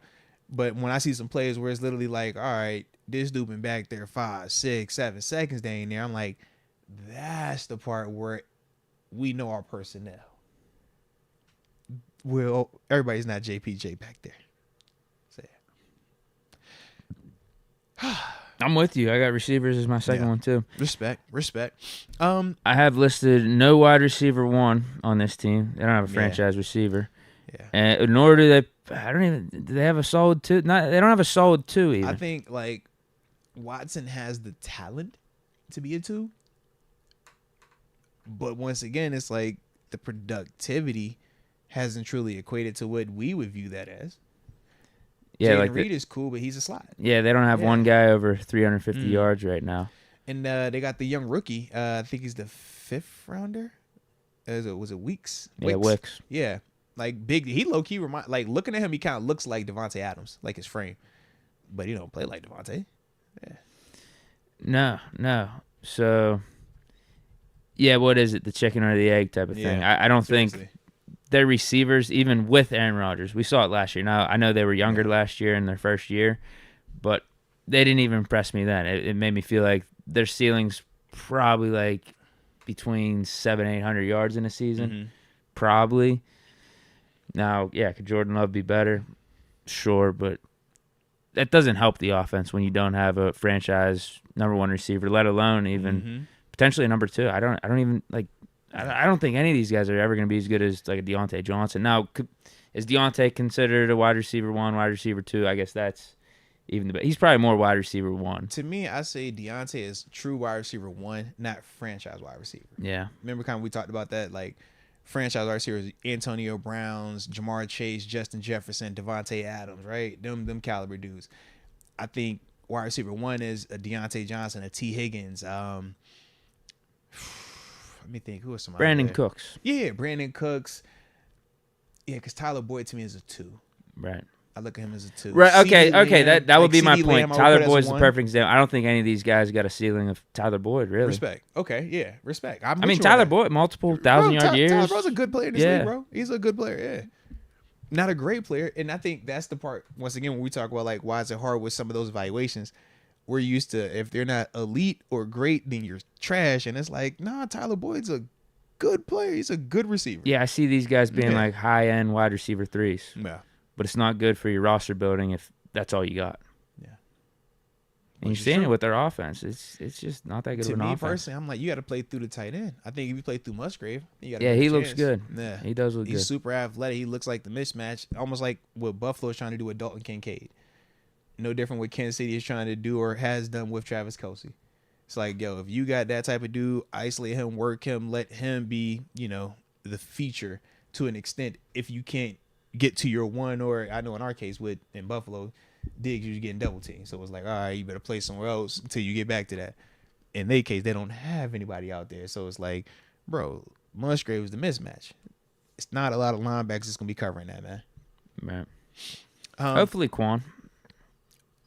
To an extent, yeah. Like, Quan is athletic enough to give him some issues. But what I'm saying is, if a team really wanted to just simply say, make him cover you for 4 quarters, I don't think that a linebacker realistically should be able to cover Luke. No different than I don't think a linebacker should be able to cover Pat Frymouth exclusively for 4 quarters. The way Pat could be in line, the way Pat could be in the slot, the way Pat could be off the ball. It's like, yo, can you hold up on certain plays? Yes. But if we really say, man, we about to throw it to Pat 15 times a day like how Kansas City does to Kelsey, you don't see a lot of linebackers matched up with Kelsey. And you're right, the Packers just aren't doing that. But they're not doing that, yeah. Maybe they'll scheme him open or something for a play or two, but in terms of just going to him and trying to feature him in on a mismatch, I don't even think Jordan Love's to that point where he could be doing that anyway. Yeah. But that's my thing. I'm like, I think that would be the better approach and lean on them running backs because, you got 2 of them. Nah. You got your third then? I do, man. I had a combo thing. Now, partly I know it was raining out there, but they put the ball on the ground a couple of times. So I did look at the ball security element. But more importantly, man, it's the mental part for me, man. They're coming off a 4-game losing streak. Did they win this game versus the Rams? Technically, they won it. But you could also look at this game and be like, bro, who was trying to win and who was really trying to lose it? It was a weird one. But when you have a 4-game losing streak, the Rams suck. Thank you. They don't. Well, they didn't have Stafford. I'm sure the Rams would have had a much better chance if they had Stafford. Yeah, and I'm watching the game and I'm like, because Puka and Kupp were basically no shows, bro. But it's times where Green Bay's trying to give the ball. They're trying to give the game away. Yeah, literally trying to give it away. And the Rams were like, no, we don't want to take it. We don't want to take it. Here, you take it back. So when you coming off a 4-game losing streak and that's how you essentially got off the schneid was that type of win, I just question how confident are you truly about it? Because I think the way that we're coming into this stadium, our mindset is a little bit different versus this mindset. And that's the part for me where I'm like, I think that is definitely a negative for them, man. When you still haven't felt like, yo, we went out there and took one. We went out there, yo, we had to get this. Yeah. You question like, yo, are we really like that yet? Or did we just beat a terrible team? Like, not saying the Rams are terrible, but the way they were playing. Oh, they're terrible. Without Stafford, it looked like that. Yeah. But that was one of the ones for me, man. I was like, I don't think y'all really believe that just yet. I think y'all looking at this Steelers team like, yo, you know what, man? We know they tough. We know that even though it's not perfect, they're still consistently finding ways to win. They haven't consistently found ways. They've lost tight. They've lost blowouts. When you start stacking loss after loss after loss, though, and you can make a case that the 4-game losing streak, shoot, it was 1 win before that, and then they lost the other ones after that. I'm like, yo, they haven't had a ton of sustainable success or a ton of stackable success moments. Right. Whereas we do when you talk Kenny 6-1 in prime time, we talk 12-5 overall. It's like, yo, that's multiple times where you're stacking win on win on win. So it's a confidence thing. Right. You just believe it. Think about how many times we say, yo, we know the game could start slow, but if we're close in the fourth, we feel like we're going to win. Because we've done it so many times. Whereas for those guys, they can't go to that well of, well, man, it don't matter. We're going as long as we tighten the fourth, we're gonna find a way to win. Them dudes, if it's tight in the fourth, they probably did it one time. Right. Yeah. Them dudes in the fourth will probably looking up like, all right, are we gonna make it out this time? Oh man, what's about to happen negative now? I know we're about to mess up. We didn't lost too many times. Now. Those things start to creep in your mind. So to me, I think that is, like I said, a negative for them, man. Especially when you contrast it, like you said, with us having the belief. Yeah. We're on opposite sides of the spectrum right now because I feel like we found our identity after the bye right now. I do think we have a lot of confidence. We know what we're doing. Whereas the Packers, it still feels like they don't have an identity to their team. They don't know who they are. They don't know how to win. And that actually goes hand in hand. I mean, it goes hand in hand with what you're saying there, too. I think we basically had the same 3, just worded differently for these weaknesses because I have not good complementary football. Yeah. They are the opposite of us. They are turning the ball over on offense, but they don't get takeaways on defense. What do? At least over these last 3-4 weeks. Kenny's been taking care of the ball. Yep. We haven't had any turnovers. Then the defense consistently has been taken away. I think 6 now, plus 7. I think we're on the season, man. I think we're 3rd in the league in turnovers, and that's with us only playing 8 games. I think the 2 teams ahead of us have the full 9. They didn't have the bye yet. And then we get sacks, we get splash plays on defense. Now, it's been tough at times. You know, we do give up yards, but bend but don't break, and we have splash plays, make turnovers. And then the offense isn't turning. It's just we know what we're doing. We know what we're doing. Playing good complementary football, we know how to win games. And it could be better, particularly with the offense. That's Like the beautiful part. We left points, we left passes, we left catches out on the table for that Thursday night game. That could have easily been 30 points for us. Yeah. That's the silver lining. That's what got me excited. In the moment, it doesn't feel good, but it's like, bro, we won there. And we didn't even rely on the defense like that in terms of getting the splash plays. Because defense played solid. Usually we're like, yo, defense gave us some points. Those were legit 20 points by the offense, but it could have easily been 30. Absolutely. Easily. We're midway through the season, though. Okay, I expect that to improve because I got to witness it last year, at least. Okay. I got to witness it last year after the bye. And we're already seeing the same thing after this bye. Absolutely, bro. Like I said, that's definitely my energy with it, man. Absolutely. Yeah, I just don't think the Packers are that good. End of the day. I mean, their record does reflect that also. And I think that that's something that we also got to take into context. This was a team that was 2-5 a week ago.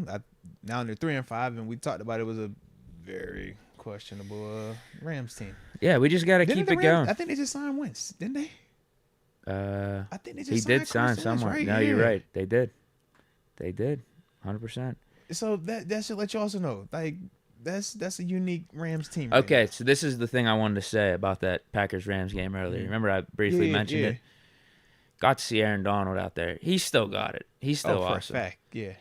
Have you seen how he needs to come to Pittsburgh in the offseason. Stop wasting away out there. Yeah, he definitely has, like, I think 2 to 3 left in the tank, bro. Like, come legit. Back home, dude. Yeah. Like, this is legit. I know we've been bringing up the rumors and everything. Yeah. Oh, come back home, come to Pittsburgh.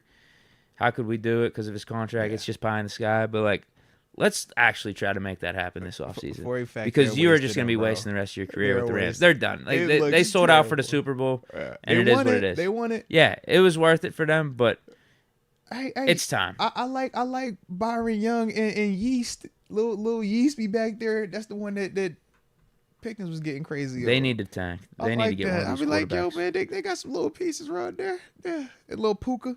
Trade Stafford. You got to trade the house. You got to trade everything from the Rams. Yeah. But you can't do all that. You won your Super Bowl. Now you won your Super Bowl. Now this is your punishment. If I'm McVay, I retire for a year. This is your punishment because you ain't got no draft picks like that. So this your punishment for a little while. It is, yeah. Yeah. But Aaron Donald, you've done enough for the Rams organization. Be a little selfish. Nah. Could you imagine him, Cam, Keanu, and Ogunjobi? Yeah, it'd be fire. Unlimited rotation going back on the to this D-line. Rams scenario, which would you rather have? You like where they were at though? In terms of how they won the Super Bowl a couple years ago? You won a Super Bowl. That's the goal. So it's worth it, right? You won a Super Bowl. Yeah, I think. What's my theory? I think you get like a 5 or 6 year like grace period after you won a Super Bowl as a franchise. Because remember the Eagles? They won with Foles, but then they went down the tubes for a minute there. I was like, you can't be that mad. You won the Super Bowl. You get a 4 or 5 year grace within period. What, 2 years, 3 years? Yeah. Yeah. They ended up getting back, but yeah, Rams, Buccaneers is another good scenario. Yeah. You got Tom Brady. You sold out on the cap space, stacking your team for those. Like, it's worth it, especially if you win. It's worth it. Yeah. But yeah, you might be in a hole for 4 or 5 years. You might be in a hole. Because that they look rough right now over there, bro. I guess that's the one thing you can give Steelers credit for, especially throughout Ben's tenure, is we had the highs, but we're also able to sustain success and be in the mix year in and year out. Right. And that's because we didn't sell the farm to get it. We built through the Nah, I do wish we would have made certain moves for sure. Like get Darrelle Revis. I'm with you. There's certain moves out there I think we left on the table. Absolutely. I think we could have helped Ben a little bit more through certain stretches, get him certain receivers. Yeah. But we tried with Lama Sweet. He just sucked. He was brought up in the chat. But, yeah, there were certain guys that didn't pan out. Maybe we could have kept Plex. But that was weird because we get rid of Plex after Ben's rookie year and we won a Super Bowl without him. Yeah. We had Hines Ward as our 1, and we had Cedric Wilson as our 2. We won a Super Bowl. Well, y'all was a tough team that ran the ball with Heath too, man. Yeah, that was Heath's rookie year. I'm telling you, though, Ben came up clutch in those playoff games. We're not going to minimize him. He was slanging it. Went up to Indy, man. Number 1 seed, Colts. Deke, nobody go right out the gate, Deke, 2 you're touchdowns. You're not going to let nobody forget about Deke. Forget about Ben. We know that, bro. We already know that, man. Just making sure the respect's there. Yeah. Trust. If we ever talking Steelers, Ben Roethlisberger will be brought up. if Deke is around, we got you, man. He's on we Mount got you, Rushmore. Bro. Yeah. Okay. Do we got anything else to say about this game? At least for now. No, because everything else we'll tap in tomorrow, man. Okay. Preview, like, prediction, stuff like that. 1 some o'clock key matchups tomorrow, right? stuff. Yeah. Different time frame tomorrow, man. 1 o'clock tomorrow, man. Yeah, 1 o'clock tomorrow, man. I got fam coming into town, man. My brother-in-law. Yeah. Okay. Brother-in-law and fam coming out because he's a big Packers fan. Is he going to be here when I get here? No. So he flies in later that day. Okay. Yeah, because initially they were coming. He's a Packers fan. Yeah, like he's a diehard Packers fan, bro. Like legit. But he's like, from the West Coast. How'd he get into the Packers? So my mother-in-law is from Green Bay, Wisconsin. So when they would take some of their summertime, they would go to Wisconsin. So he's like a big-time Packers fan, cheesehead. He got enamored with the Midwest charm. Brett Favre, like, that's his name. So literally he has like all Green Bay stuff, and then it's like just my section of like Bills and Steelers stuff. Okay. Yeah, but he's diehard Green Bay. So he How's was already feeling?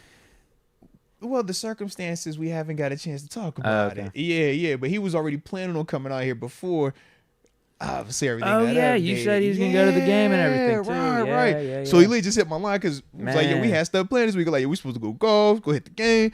So we got to even tap in on each other again to just see, like, yo, what's your temperature? What's the vibes? What's my temperature? Yeah, because obviously we both we had that moment of, he texts me on Friday, hey, bro, stay strong, like, you thinking about you.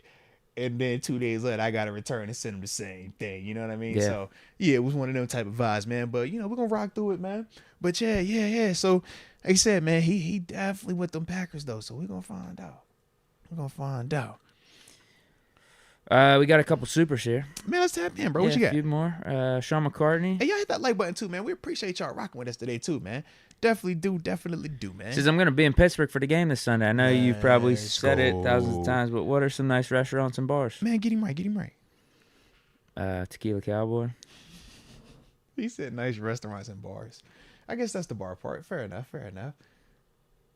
Yeah, North Shore. What you looking for? That's the real question. Southern Tier's fine. Yeah.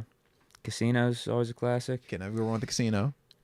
Restaurants. Yeah, I don't know what part of the city you're going to be in. Or what type of restaurant is like when you, because, I be bougie. I be like, you talking like high end, you talking about like the little other spots. Like, what spots you looking at, baby? I got both for you now. That's fair, too.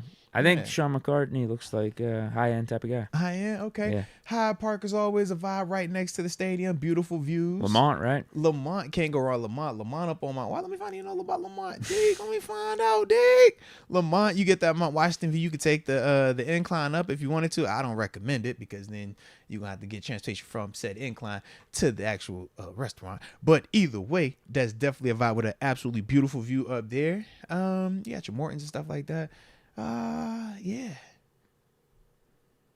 And if you're trying to get real janky, go to the south side, Carson Street. Permani, yeah, do the Permanis thing. Can never go wrong with Permanis. Yeah. Absolutely. Strip district Permanis, though. Yeah, that's what they say. I don't think I've ever been there. And Night Rider 16 say he taking a chick to Cheesecake Factory. Lord. There you go. Yeah, Cheesecake Factory. No, I don't know if he... That's on the better side of south side, too. It is. That's like right at the facility south side. Yeah. But now, is Cheesecake Factory, is that acceptable? I don't know. I did, before everything took place, I did see some controversy surrounding like taking chicks to like Cheesecake Factory. What's wrong with that? What the heck's wrong with Cheesecake Factory, Deke? I thought that's you high were straight. Medium high end.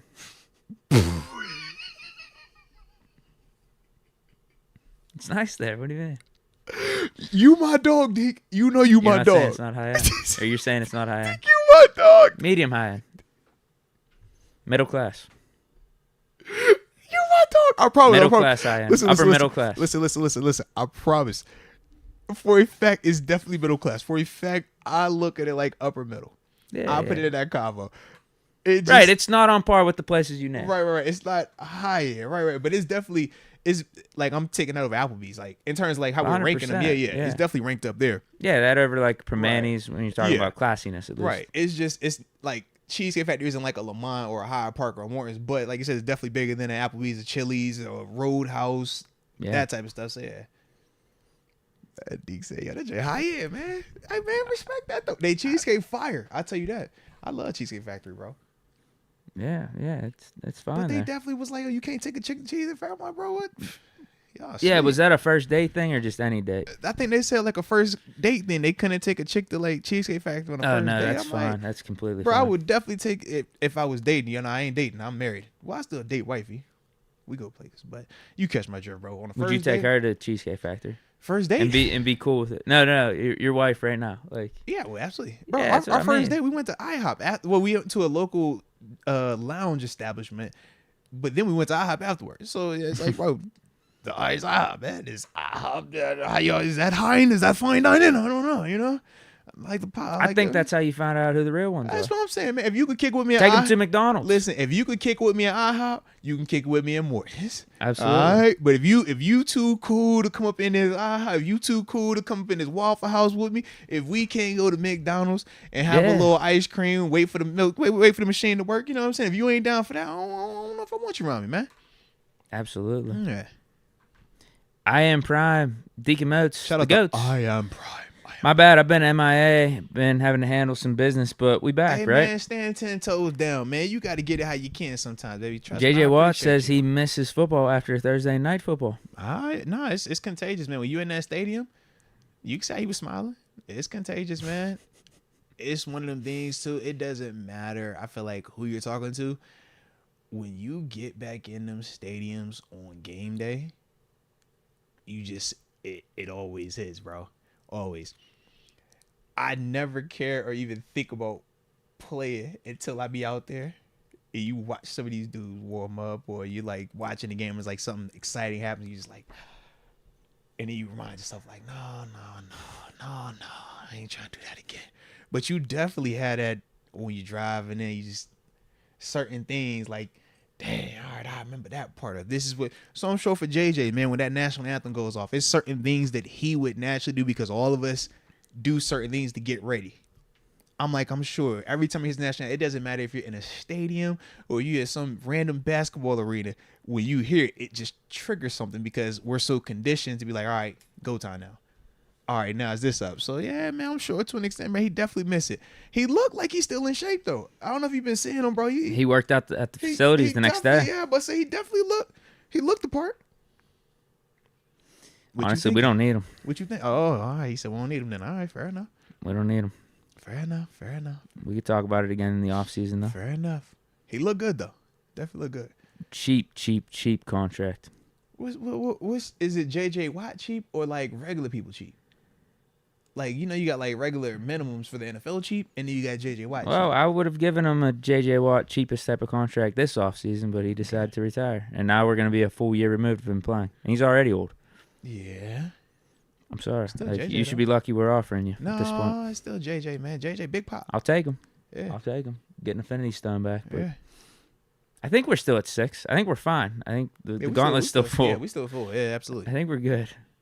But And just have one in the I'm back. about to say, it wouldn't hurt. I'm sure there's somebody out here floating around. This this free agent just out here. He might try to build the second gauntlet. Yeah. His son. Didn't someone mention JPJ having a cousin at Temple? All right, now that's how it all starts.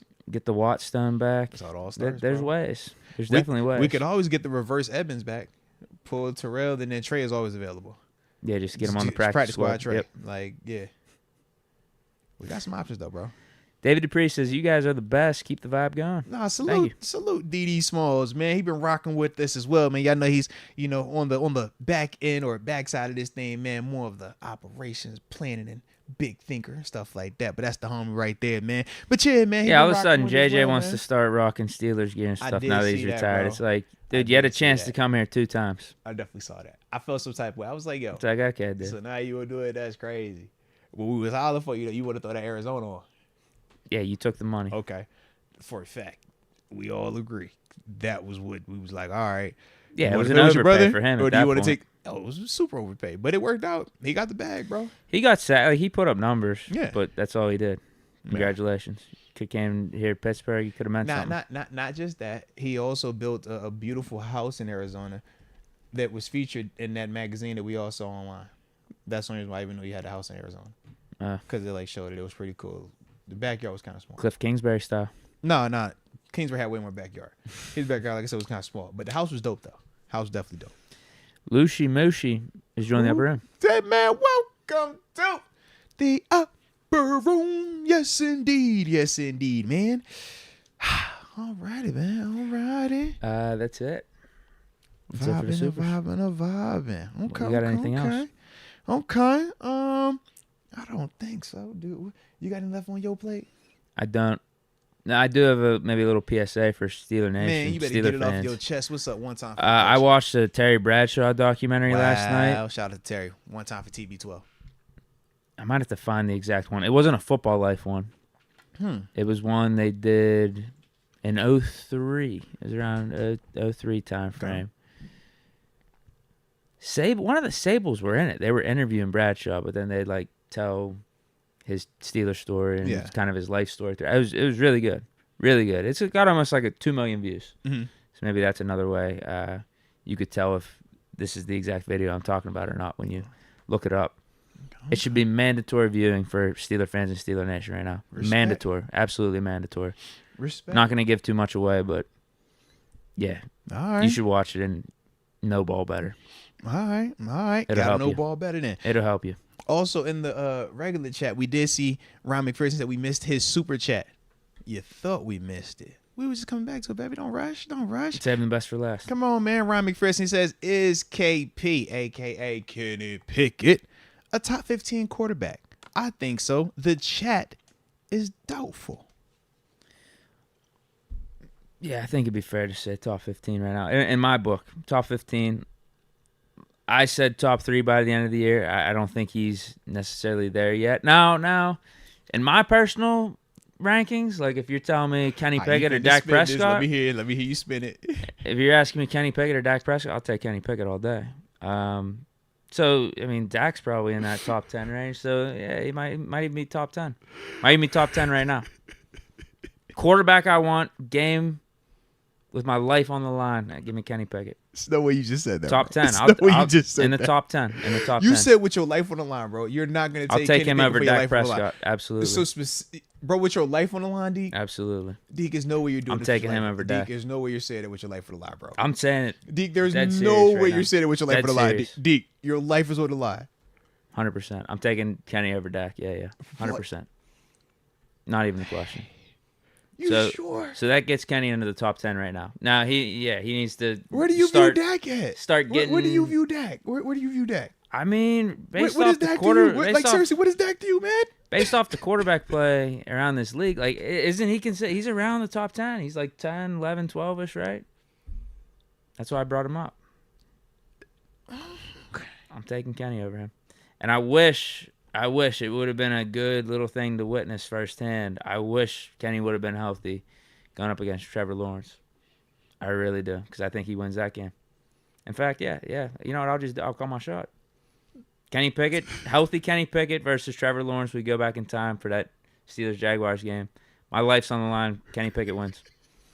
I love it, bro. Yeah, he's in the top. He's in that top 10 right now. All right, for me. All right. Again, that's what it comes down to. Hey, ain't nothing wrong with that, babe. Ain't nothing wrong with that, man. Life on the line. I need a win. I'll take Kenny Pickett over all these dudes, basically to where he's in the top 10. All right. Top 10. Yeah, there's other guys he's got to eclipse, though, obviously in that elite range. But respect. Now, respect, bro.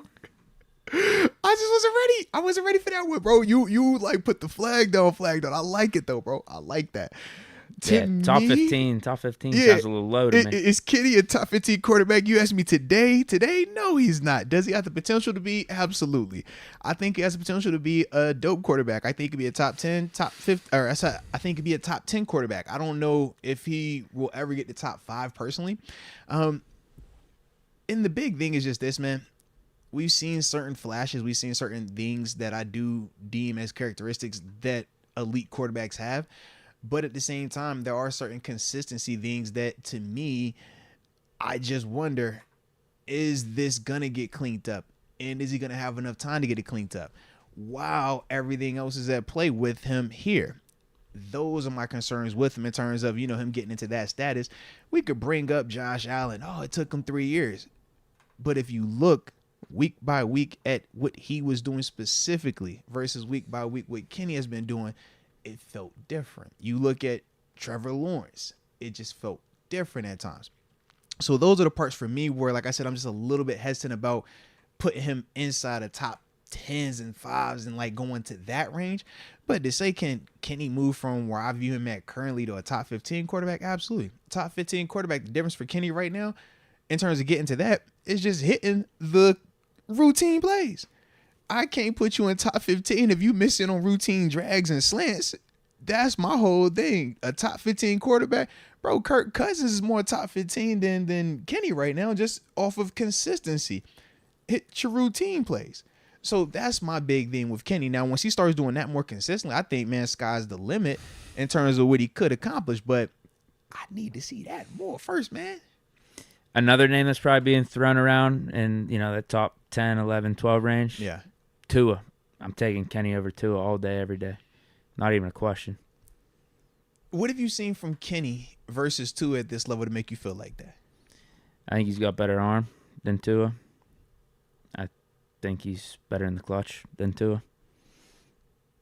I think he's just a better player. I think if you put Kenny down there in Miami, he's doing as good. Well, definitely better. I think he's doing better than Tua. For sure. Yeah, the Dolphins team hasn't beat another team with a winning record. I think if you put Kenny down there, I think they're a more formidable team all around. For sure. That's how I feel. All right, that's what it is, man. That's all. You like Tua?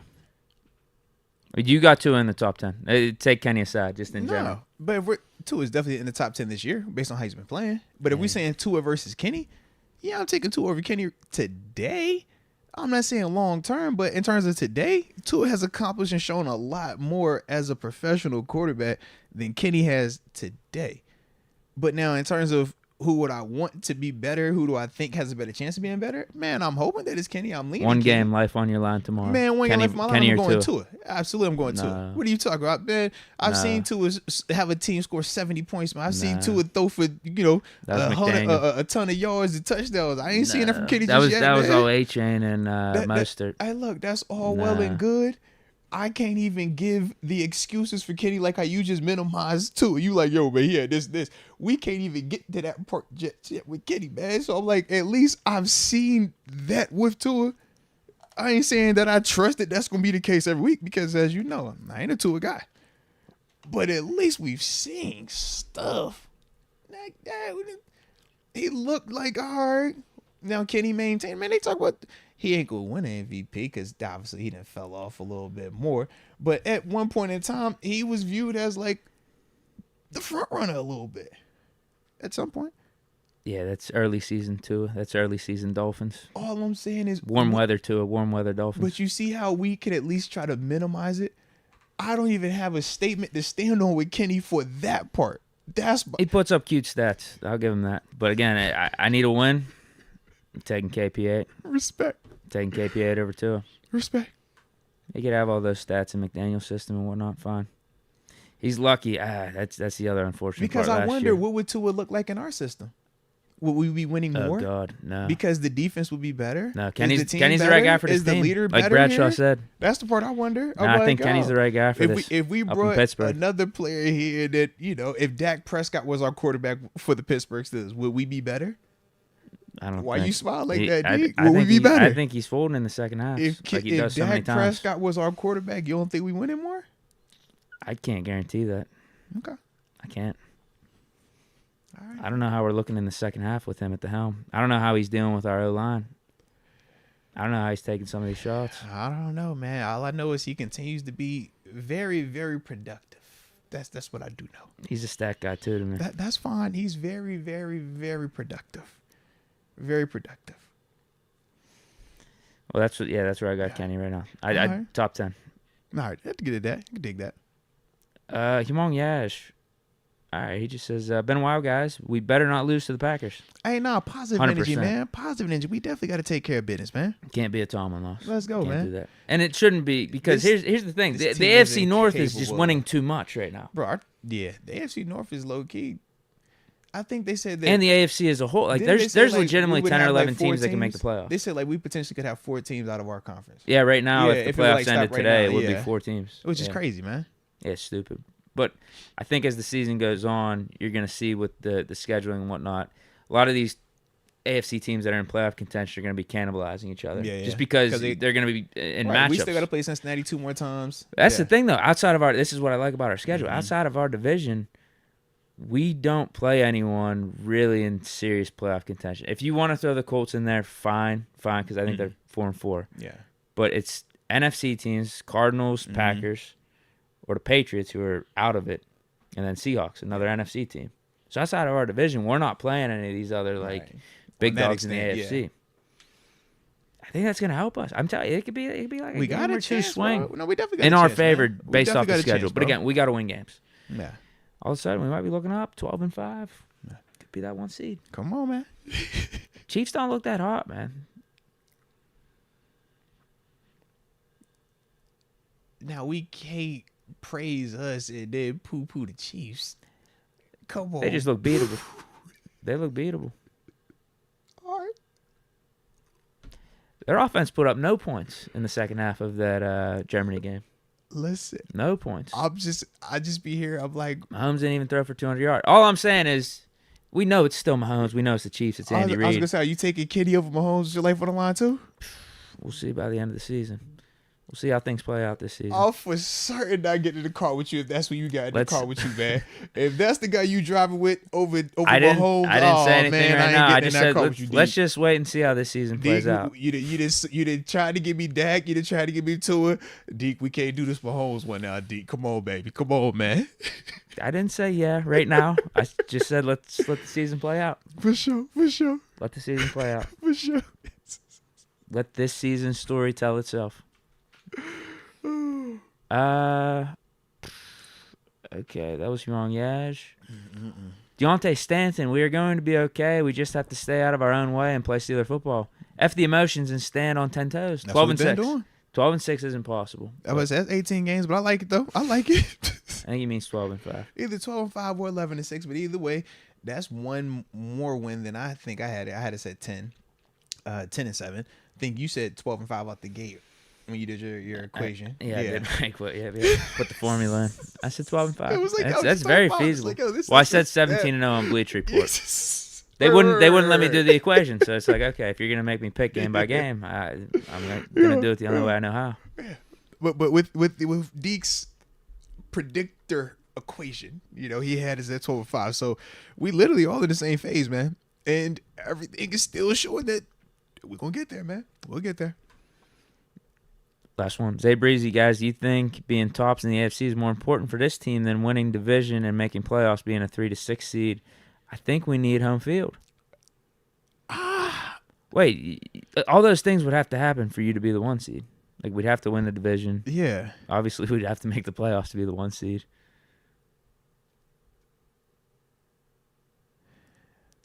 Or maybe what he's saying is this. You can win your division but not be the top seed, right?